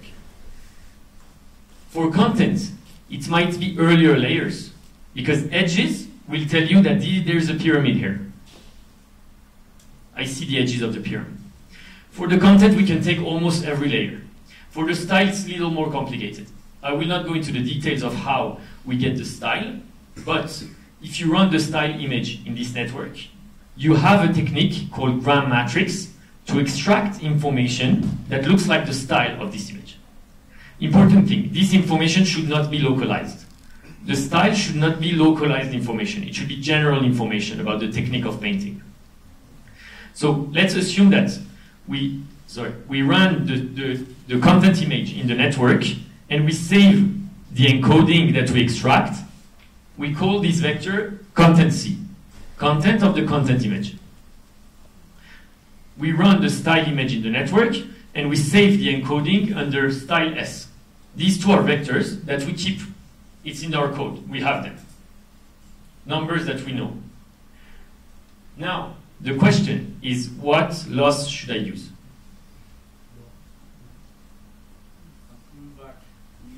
Distance between those activation and some layers. So you said the distance between these things and two other things. You are not comparing images. Do we want to compare images or not? No, we don't want to compare images. We want to compare content and style. You remove the content of the other image, and the idea is that you kind of remove the content from the monet image, but you add that part and remove the... So what I understand is you want to do operations with these vectors, like adding content, adding style to the other image. It's true, but we want to build an optimization algorithm to optimize an image to become the best it can. If you add this content to the image, it's not going to do anything. This content is a vector, the other is an image, it doesn't match. So what we need to do is to run, let's say we start with a random image. We run it through this network. We can extract the content of this random image and extract the style. What do we do with the four things that we have? Content of generated, style of generated, content of content, style of style. Compare and optimize the loss. Yeah, compare them and optimize the loss distance between these. Okay, so we will not go through the question because it takes some time, but basically we need two terms. One term that would compare the content of the generated image with the content that we saved, and one term that will compare the style of the generated image with the style that we saved. So concretely, if we recap, the way it works, and the core part to remember about this example is that the network is not being modified. We learned the network before, we use it as a pre-trained network. The optimization, you remember this loop that we had? It's not going to happen on the parameters. Instead, it's going to happen on the image, on the pixels. So we start with a random image, we run it through a deep trained network, pre-trained, and we will compute the loss. Why can we compute the loss? Because we have everything. We have content C and the style S saved from before. And we have content G and style G because we can extract it right now. Now we compute the derivatives of the loss with respect to the pixels. How much should I change the pixel so that this loss goes down? If I do that many times, my pixels would look like what I want, because of the intuition how I built this loss function. Does it make sense? So you see, it's really complex, but we can have the intuition about it, high level. So after you run the other models and the picture and the Google image, you go and you put that into the model. Yeah, so there are two steps. One step is, how do we get this and this? We save it. Once we get it, we save it. We run the content and the style image in the network, we extract this, and we keep it. This is done. The rest is about this image. Random image, we run it, we extract content and style, and we use this loss, we update the pixels until we get something good. Now a question. What if I want this image to use more content than style? I want it to follow really the content and less the style. How should I change the loss? You add weights to I add weights. So I would add a number here. Like, can you give me a number that I could add here to have more content? Bigger than 1 or smaller than 1? Smaller and smaller. Who said smaller than 1? Who says that? Who says bigger than 1? Okay, do you want to explain why bigger than 1? Because what we want is to have the first part bigger, because we are trying to maximize it. Maybe. So we want this part to be bigger, yes. We want bigger, but we still want to minimize it. But if it's bigger, changing the pixels should have a bigger impact on that, because the weight is bigger on that. So changing the pixel a little bit is going to modify this part a little bit, this part a lot. So we will be very careful when we change one pixel that will bring this up. We don't want that to happen. Okay. Giraffe, elephant, lion, tiger. Okay, so this is a speech recording of 10 seconds. And the goal now is to detect the word lion in the speech recording. So, for those of you who are not familiar with speech recognition, this speech recording, you can think of it as a simple temporal data. Like numbers, 1, 2, 5, 0, 1, 2, it's a volume data. We can apply Fourier transforms, some of you may know these techniques, to extract frequencies, amplitude, and phase from this 1D signal. But right now we will just work with the 1D signal. So it's a temporal data. What should be the output of the model? How do you label the data set? Binary. So y equals 1 if there's a lion, y equals 0 if there's no. Okay, here there's a mistake. This should be there isn't a lion, y equals 1 if there is a lion. Okay. Someone has something to add? In what moment it's the position of the In what position? Yeah, so actually the way we're going to label this data is this way. We're going to say 1 here because there is lion here, 0 everywhere else. So I want to spend some time to explain why is it critical to give this label and not this label. The way you get the intuition when you choose for your deep learning projects how to label your dataset is coming back to humans. So let's take a language that we don't speak. Like I assume like maybe Japanese, very few people speak it in the room. Farsi, I speak Farsi. Let's say Esperanto. Okay, let's take Japanese. Let's say you're a human but you're considered a model. You're the model. You want to play the role of the model. So we will give you a bunch of 10-second audio recordings in Japanese, and some of them are labeled with 0, some of them are labeled with 1. Now I give you a new one, not labeled, and I ask you, what's the right output? Do you think it's easy or not? Let's say the recordings are 1 minute long.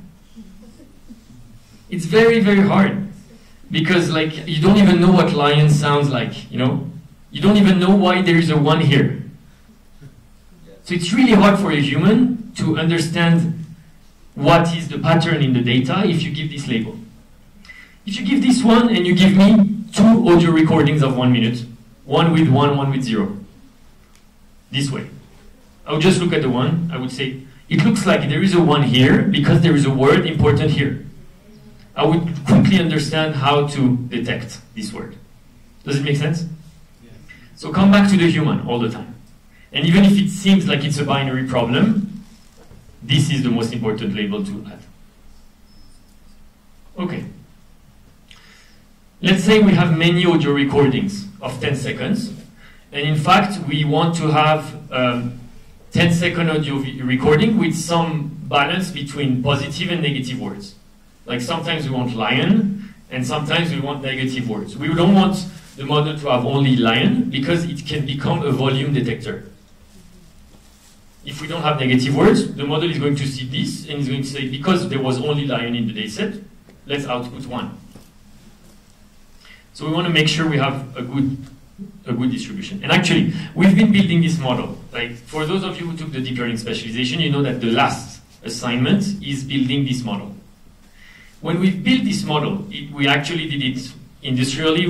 We designed an algorithm. We iterated over what architecture to use. We used train, validation, test set. It took us a long time. And at some point, we thought the model was working. So we tested the model on the data set, and we realized that on the Indian accent, it was not working at all. 0. So what do we do in this case? We took the microphone and went to the closest Indian neighborhood. We came back, the model was working. So you see, you want to look at what the model fails on. And in speech recognition, it's very important. More important than in the rest of the rest areas. Why? Because even if as human, if like we say the word lion, it seems the same to a human ear. Because our ears are very good. The frequencies we use are very, very different. So a model sees numbers. These numbers are totally different because we don't have the same frequency. So even if it sounds like, oh, we have enough distribution of the data, in speech it's never enough. That's one reason it's really hard to beat the big companies in speech. Because they have data about every single accent in the world. Question? I studied all the courses of the deep learning specialization, and I have one idea. I don't know if it's crazy, but I want to ask you because maybe you can help me. I don't know if I'm going to say something stupid, but when you see the label is a large vector with a lot of zeros, only one. Very good. Okay. I have one idea, but I don't know. Okay, tell me. What if, for example, if you have 1 minute of input and you convert and you build a convolutional of 1 dimension and you extract the main feature of that, for example, if someone said in the first record, it said lion here, you capture the main information, yes. And in the second input, maybe the word line is here. Okay. And you can make a clusterization, and you don't need to build this vector. So we're going to talk about that at the next slide, actually. But the important, so if you take if you go to the last assignment of the deep learning specialization, you will see that we use a convolutional neural network sliding on that. So one important thing that you said that I want to mention is you said that this has a lot of zeros and only 1. The problem is if I tell you we're really good, we have 97% accuracy on this task. Is it good or not? It's good? Who thinks it's good? No, it's bad. 97. No, it's very bad. Who thinks it's bad? So let me give you an example. Maybe my model is only outputting 0. The accuracy here is going to be around 97%, maybe 98. Does it make sense? Model only outputs 0. There is almost only zeros here. The data set is highly unbalanced on the labels. The way to fix it is maybe when there's lion, I would put 101 to balance the data set. Okay, just a small comment on that. Okay, let's move on. The architecture. I will present you one architecture and we will discuss it. One type of architecture that we can use is to slide a window over this. So we will take a window and we will slide it. And the output of this window, you can think of it as it takes a crop of the clip, it runs it to a network, a classifier, that ends with what activation? Sigmoid, because we want the probability of lion to be here. And we slide it. And if we train this window very well, we will see that when it will be on top of the word lion, it might have a better probability of detecting the word lion. Then we will use the validation set to define a threshold. Threshold of 0.6 will give us lion here. Threshold of 0.2 will give us lion here and there as well. It's not good. Okay. Give me a big problem with this network.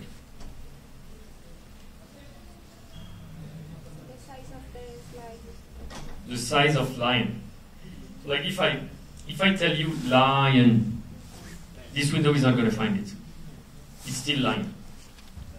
So the size of the window is fixed. We don't want that. Does it make sense? So we want to have different size of windows. It becomes quickly computationally very expensive to add more windows. This is not a network we want to use in practice. What we use in practice is probably a recurrent neural network, but we will not talk about that here exactly. But if you know the course 5 of the Coursera deep learning specialization, it's the recurrent neural network. Now, the question is, can you tell me if we can use what we use for faces here? How would we use what we know from face recognition to improve this algorithm? Sorry? Extract the characteristics of the word lion. Yeah, extracting the characteristics, same way. So you remember we had this network, faces. Now instead of faces, instead of having anchor, positive, negative, 3 faces, I would have anchor, 1 lion, positive, another lion, and negative, another audio recording. I would use the same loss that we saw for face recognition, train it. It's going to encode very well information about this short clip. And then I would use this network with the distance. So I would keep lion in the data set, I will slide my window, and at each time I will encode and compare the encoding with the encoding of lion I have in the database. If it's close, it's a lion. If it's not a lion. Okay. How much time do we have? I think this part is a little boring, so maybe we can move. Okay. Like 15 minutes. Okay, let's move on after this part, and if we have time, we can come back on it. Okay, let's do that. Okay, what characterizes an AI company?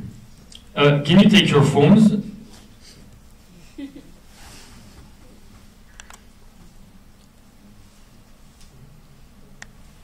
Okay. I just want you to quickly write down what you think is an AI company. Like give us one insight on an example, like what this is an AI company, here is why. Like take 2 minutes, one minute.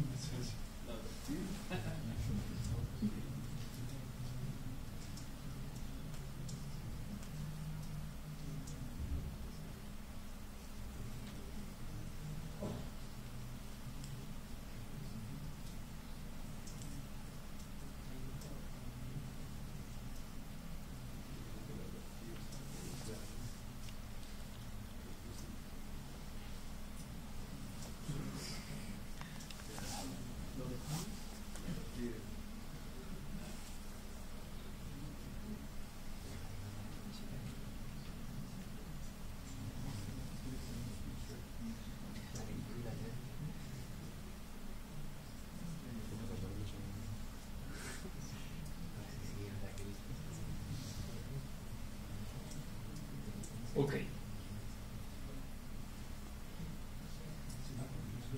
So I think the answers are all great and fall into different buckets.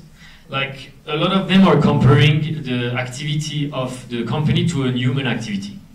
Like someone said, one that surpasses human level performance, or a problem difficult to humans, or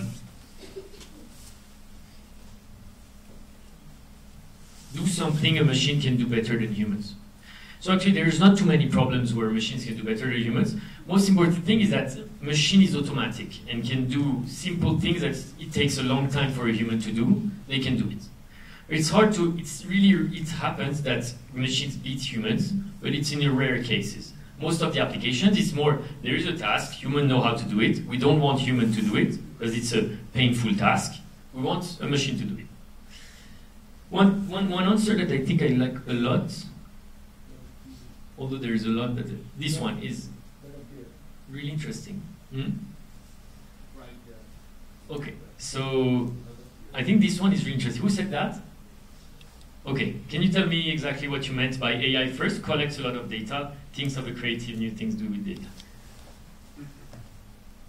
You've said models always need more data, so it has to collect good data, bigger amounts of data, and convert that data into new business models.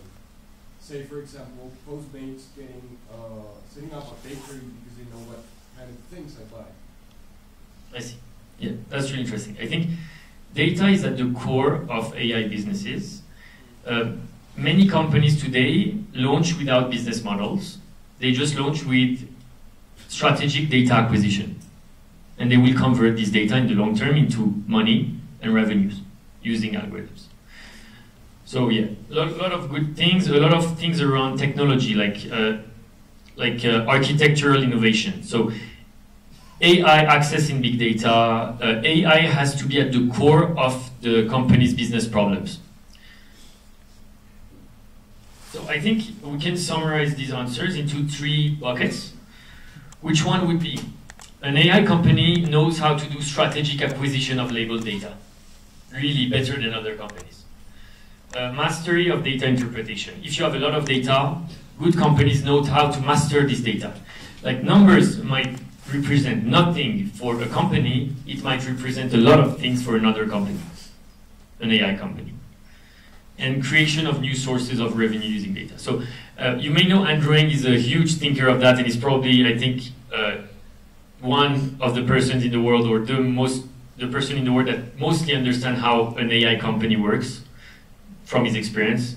And so this is a lot inspired by what he knows and he teaches us at Stanford. Can someone give me an example of data strategic acquisition? So you said Postmates. You said Postmates, they deliver things and they know what you order, so they know what you like.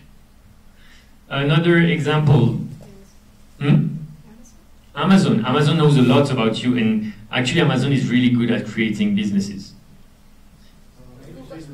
Facebook, they have a strategic way to acquire data, and you know, what I mean by strategic data acquisition, I don't mean data acquisition, I mean strategic data acquisition.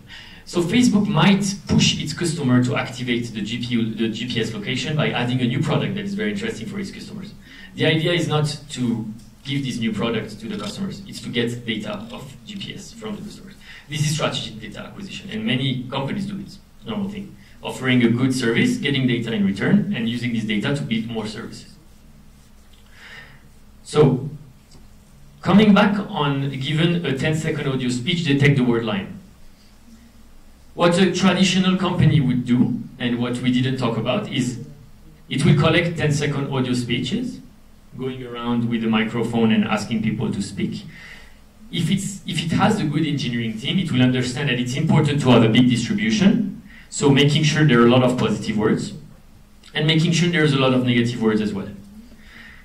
It will also label by hand, so put a 1 when the word lion was said. You may know Mechanical Turks. You can automate that by sending it to people who will label for you by hand. Or you can hire people to come to your office and label by hand. Now what an AI company could do, and this is really strategic and really powerful. An AI company will collect positive words separately. We'll go all around with the microphone and we'll tell people, just say lion. Just say lion. One audio clip, one lion. It will do the same thing with negative words.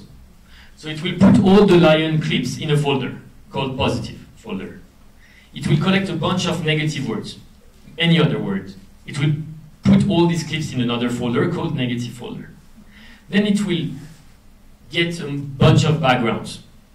You can do that online, like you can take a video, get the background, this is the background. So it's very easy to get background noise, right? Actually, this one is very easy too. This one is harder because you may not find a lot of lion from a different distribution online. So these two are really quickly to find, this one is harder. And the most strategic part is how do we build an automated labeling pipeline. This one takes a lot of time to label. Instead, what an AI company would do is that it would take the background, 10-second clip, it will build a script in Python, in whatever Java you want. The script will do what? It will pick up randomly between 1 and 4 positive words, insert them in the background, random positions. It will take about 1, 2 negative words, insert them in the background at random positions that don't overlap with the positive word. Simple script. It takes maybe an engineer like 4 hours to figure out all these things, folders and scripts. 4 hours. And you automatically label the data. Each time your script inserts a lion, it puts a 1 on the label, automatically. So we start with zeros everywhere. Each time we insert lion, we add a 1. This is automated. It means 4 hours of the work of an engineer has the same impact as hundreds of hours of people labeling by hand, just because the AI company knows how to strategically acquire data. This gives a competitive advantage to the company. Does it make sense? The difference between a traditional company and an AI company? Okay, so it's really important, and AI companies are very good at these things. Very good. Let's talk about mastery of data a little bit, and then we'll finish with the third one. You have a book recommendation website. You want probably to, given a user connecting on your website, recommend a good book. So a level 1 AI company, like pretty good, would probably get data from the user once the user arrives on the platform. So they will ask you, can you answer this survey? Can you give us, do you like sci-fi? Do you like football? Do you like, I don't know, dance? What are your hobbies? Based on these hobbies, they will build a model, predictive, that will recommend a book. Yeah? An AI company a little bit more mature would use your cookies to find more data on you automatically. So with your cookies, they can get your center of interests and build some better models to recommend books. And most importantly, they will be able to build a user profile. For each user, they would build a profile. We talk about encoding maybe, the same things as we saw. They will be able to build an encoding that describes this user.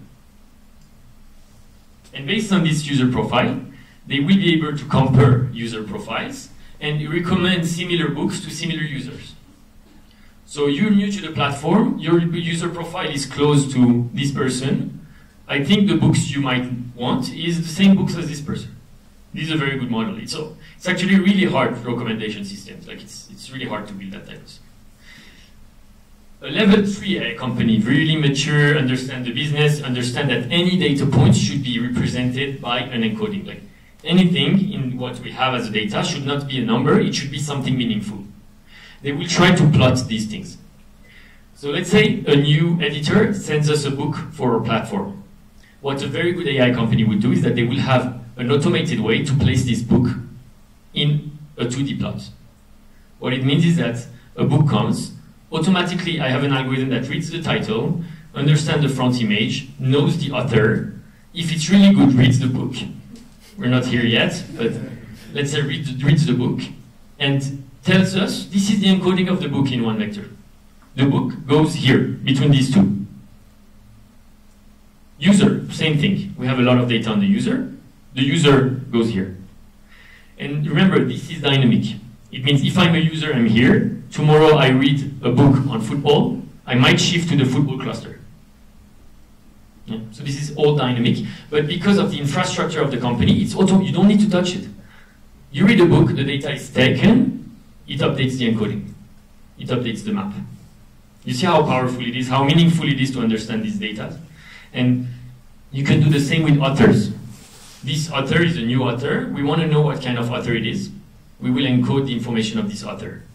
What is the reach of this author? Is he or she writing for young people, for kids, for seniors? You don't know. You want to replace that. And the important thing is that this information will make us a way to automatically label a book. A book comes in, we automatically know it's a book of science fiction because the encoding falls into science fiction. Does that make sense? Mastery of data is really important. And the last part is creation of a new source of revenue that is not part of the core business. Someone has an example of a project or a company that's managed to use its AI knowledge to build a business that is not in the core business? Facebook, do you have an example? By selling profiles or selling segmentation to the advertisers. Okay, no comment. I don't know. Yeah. I don't know. Yeah, they have a lot of data and they know how to build their data properly. Well, I have a friend who's actually a really pop star, Spanish pop star, and he has a really user family. His core business is music, Spanish music, whatever. But we want to try to like get his data from Instagram followers, Twitter followers, segment them, and deliver content to them, maybe regarding books or anything to them, and that's how we generate a new source of revenue. I see. That's a good point. So, what you said, we repeat. He has a friend that is a Spanish pop star and has a huge fan base on social medias, and the core business is music.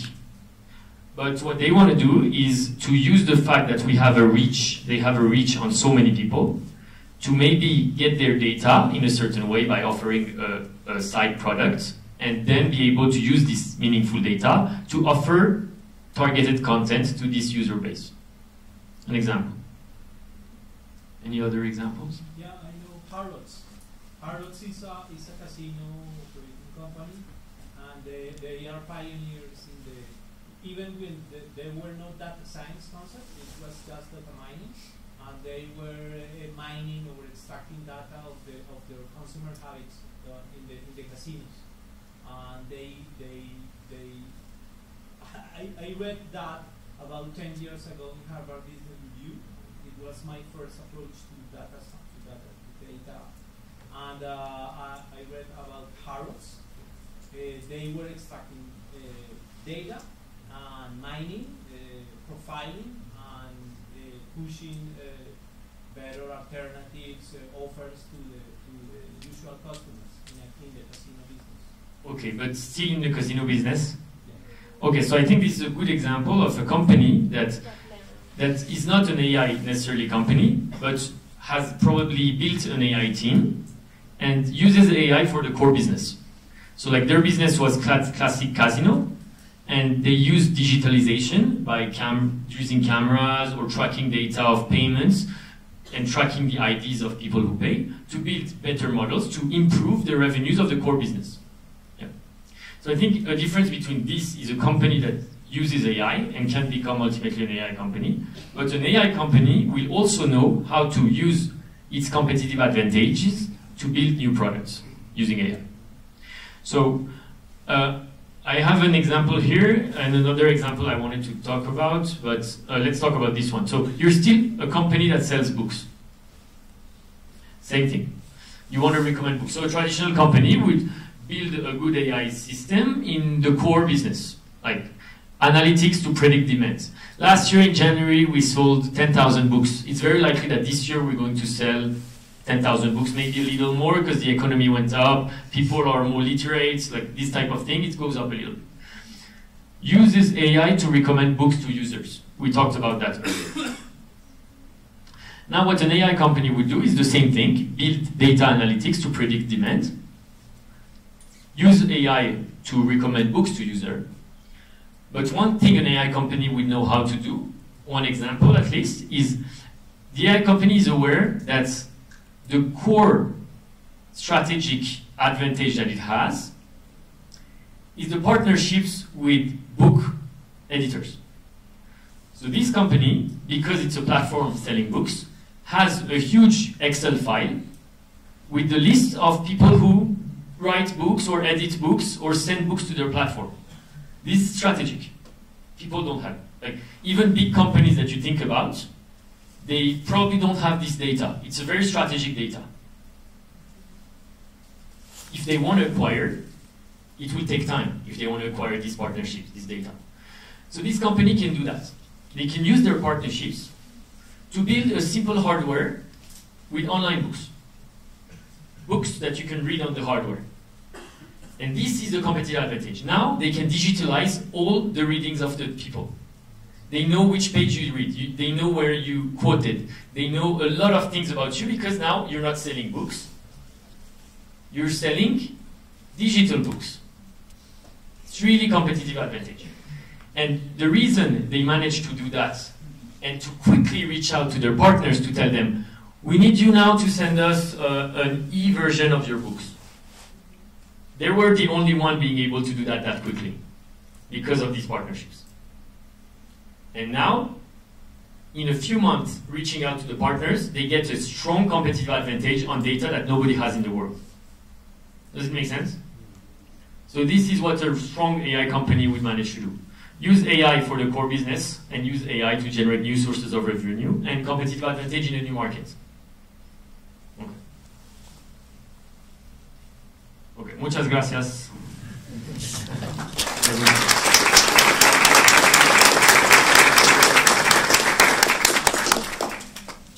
Si tienen una preguntas o más, por favor.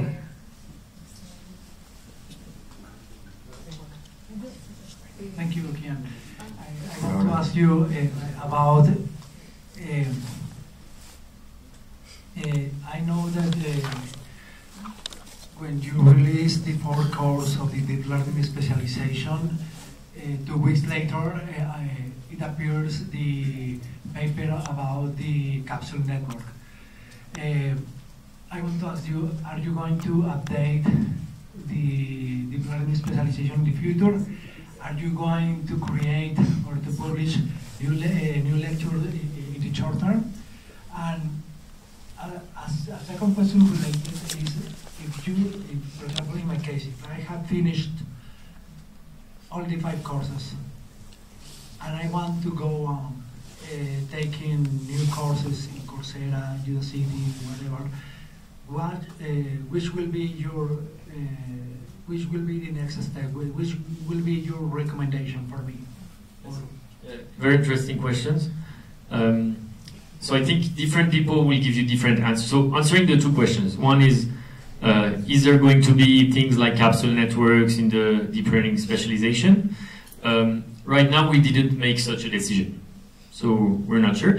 I think when we've built the deep learning specialization on Coursera, the core idea was to show you things that work.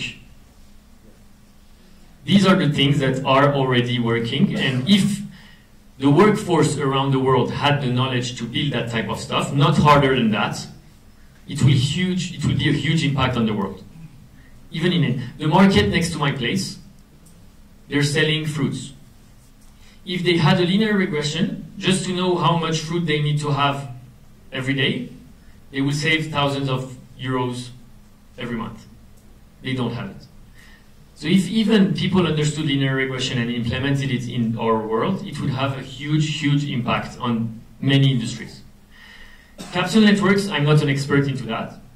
And I'm not sure, or I don't know if it's actually working in the industry. So that's why we didn't make the choice to include it in the deep learning specialization. We're working on some stuff, but we didn't announce any added content right now.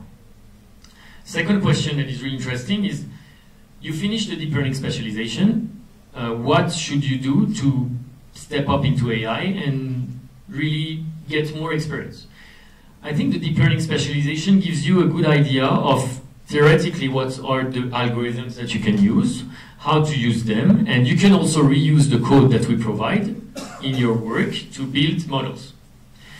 The things that we didn't manage to provide, because it's an online course, is real experience in a team, working in a team as an AI engineer.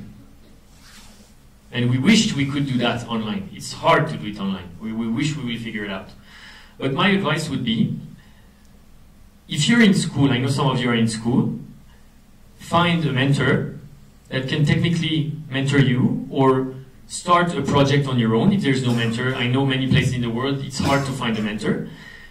Go on GitHub, open a GitHub repository, try to replicate it, try to make it work. Okay. Like I can give you quickly an example. I was really interested into this GitHub repository a few weeks ago, and one day I just opened the GitHub repository and I started looking at how it works, and I ended up running the model on my computer, and here is what the result is in one day, because the person who wrote the GitHub repository wrote it very well.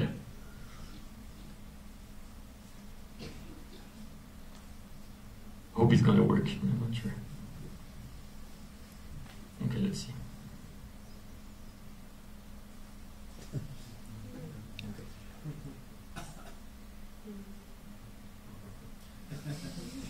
So if you have an object, maybe it can detect it.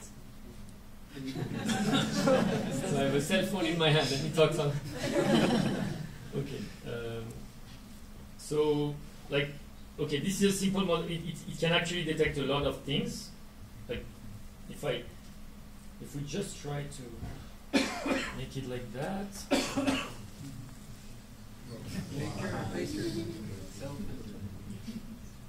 Okay, someone has a tie.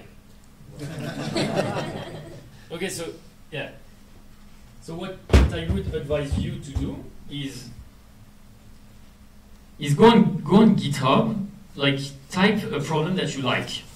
Like I know some student told me they like really the art generation thing. Go on GitHub, type neural style transfer, which is the algorithm, how the algorithm is called. Open the GitHub repository, try to run it. Once it runs, try to understand it. Open the code, understand it. Then think, how can I improve this work? Can I bring something more to this work? Let's spend a week, it takes time, to improve this work. Maybe tweak the parameters.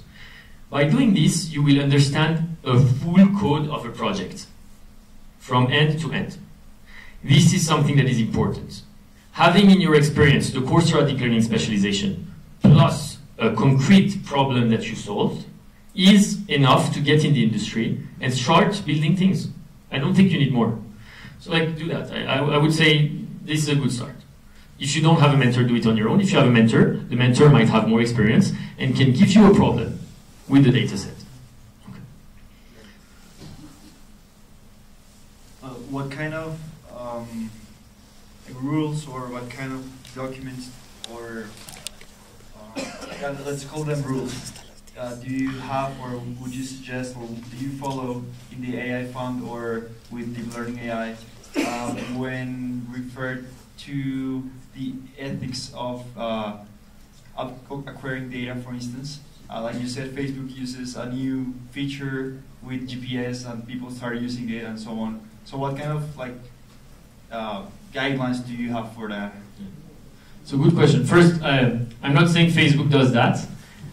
I'm just saying that companies that know how to, and I don't say it's a bad thing, like customers can refuse to use their products, right? So companies can do that and get more data. Yeah, not necessarily Facebook. I have no idea if Facebook does that actually.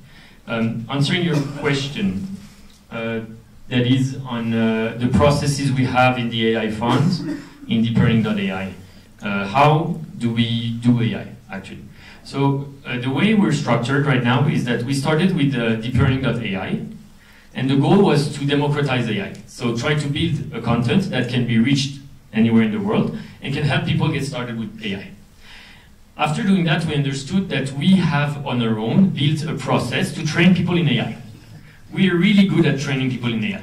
So we have done things. We can concretely teach AI to someone in a really short amount of time using the Coursera deep learning specialization or our personal knowledge from the engineers of deeplearning.ai. This is a competitive advantage, training. Now we decided that now that we have training and that we have this reach on people, we can help people build products. AI fund comes in. Support financing, by financing projects, support them build AI products in different verticals. Starting with mental health, manufacture, it can quickly go to other problems. And so our AI processes are hugely inspired by what you see here in this lecture. We use that type of stuff. This is the intuition that we build. When I'm in front of a problem, the question I would ask is, what data do we need? Really hard, like, what data do we need? What exactly I want? I want vector labels or I want simple labels? If I make a mistake at that moment, and I start my pipeline with vector labels instead of normal labels, I would lose a lot of time. So I think we've built knowledge to understand quickly what data do we need, what labels do we need, what is the strategic data that if we get that, we have the ability to build a startup that has a competitive advantage over big companies. So this is our process, yeah. Bien. Una última pregunta acá y después seguimos, pueden preguntarle en el networking. Una última pregunta. Kian, it's a question similar to what was first, the egg or the chicken, and it's related to neural networks. It seems to me that the most important in neural networks, it's the network. And actually, I read about the theory of neural networks, and it seems there are a lot of background in math. So what was first? Those models looked like neural networks, so they called neural networks, or they research on neural networks and create those models. So I am trying to figure out what's the best path to research in this kind of field. Good question. I don't know if what's the chicken and the egg. I wasn't born. Sorry. So neural networks were invented a long time ago. The reason we're using them today is because of two things: digitalization of the world. We have a lot more data because internet technologies give us the ability to track data. Second thing, we have GPU computing, a lot more computation power that make us be able to train millions of parameters. These are the two things that make neural network work today. These algorithms were used to exist a long time before. Then your question about why do we call them neural network? So many people will tell you different things. I personally don't see how this looks like a neuron. I think it's a good way to remember what a neural network is, but I don't think it has to do with the biology. I don't know if there's a neuroscientist in the room, but I'm not a neuroscientist, but my understanding is that this is a way to call a small neuron that computes a small function that computes a linear part, wx plus b, and an activation part. We can call them neuron. And generally about the math in neural networks. So if you really want to go into neural networks, you can. There are many people working on interpreting neural networks. It's a lot of math. It's very interesting. There is a lot to learn. My opinion, personally, is that it's time to apply these things that work to make the world use more algorithms. If you're, on the other hand, very mathy and you like the math, there is a lot to do with neural networks. Like, as you know, many people criticize neural networks because it's hard to understand what's happening. Like, it's hard to understand how does the model find a cat. There are more and more techniques that interpret neural networks, and people are working on it. But important thing is, we had some important researcher in deep learning said once that we were flying on plane before we understood how planes fly. we're still flying with them because it was working. And now we understand why planes fly. There's a force, different forces that are applied to the plane that make it fly. I think neural networks have been proven to work. We have to trust that and continue to work on interpreting them while implementing them. Yeah, that's my opinion. Muchas gracias.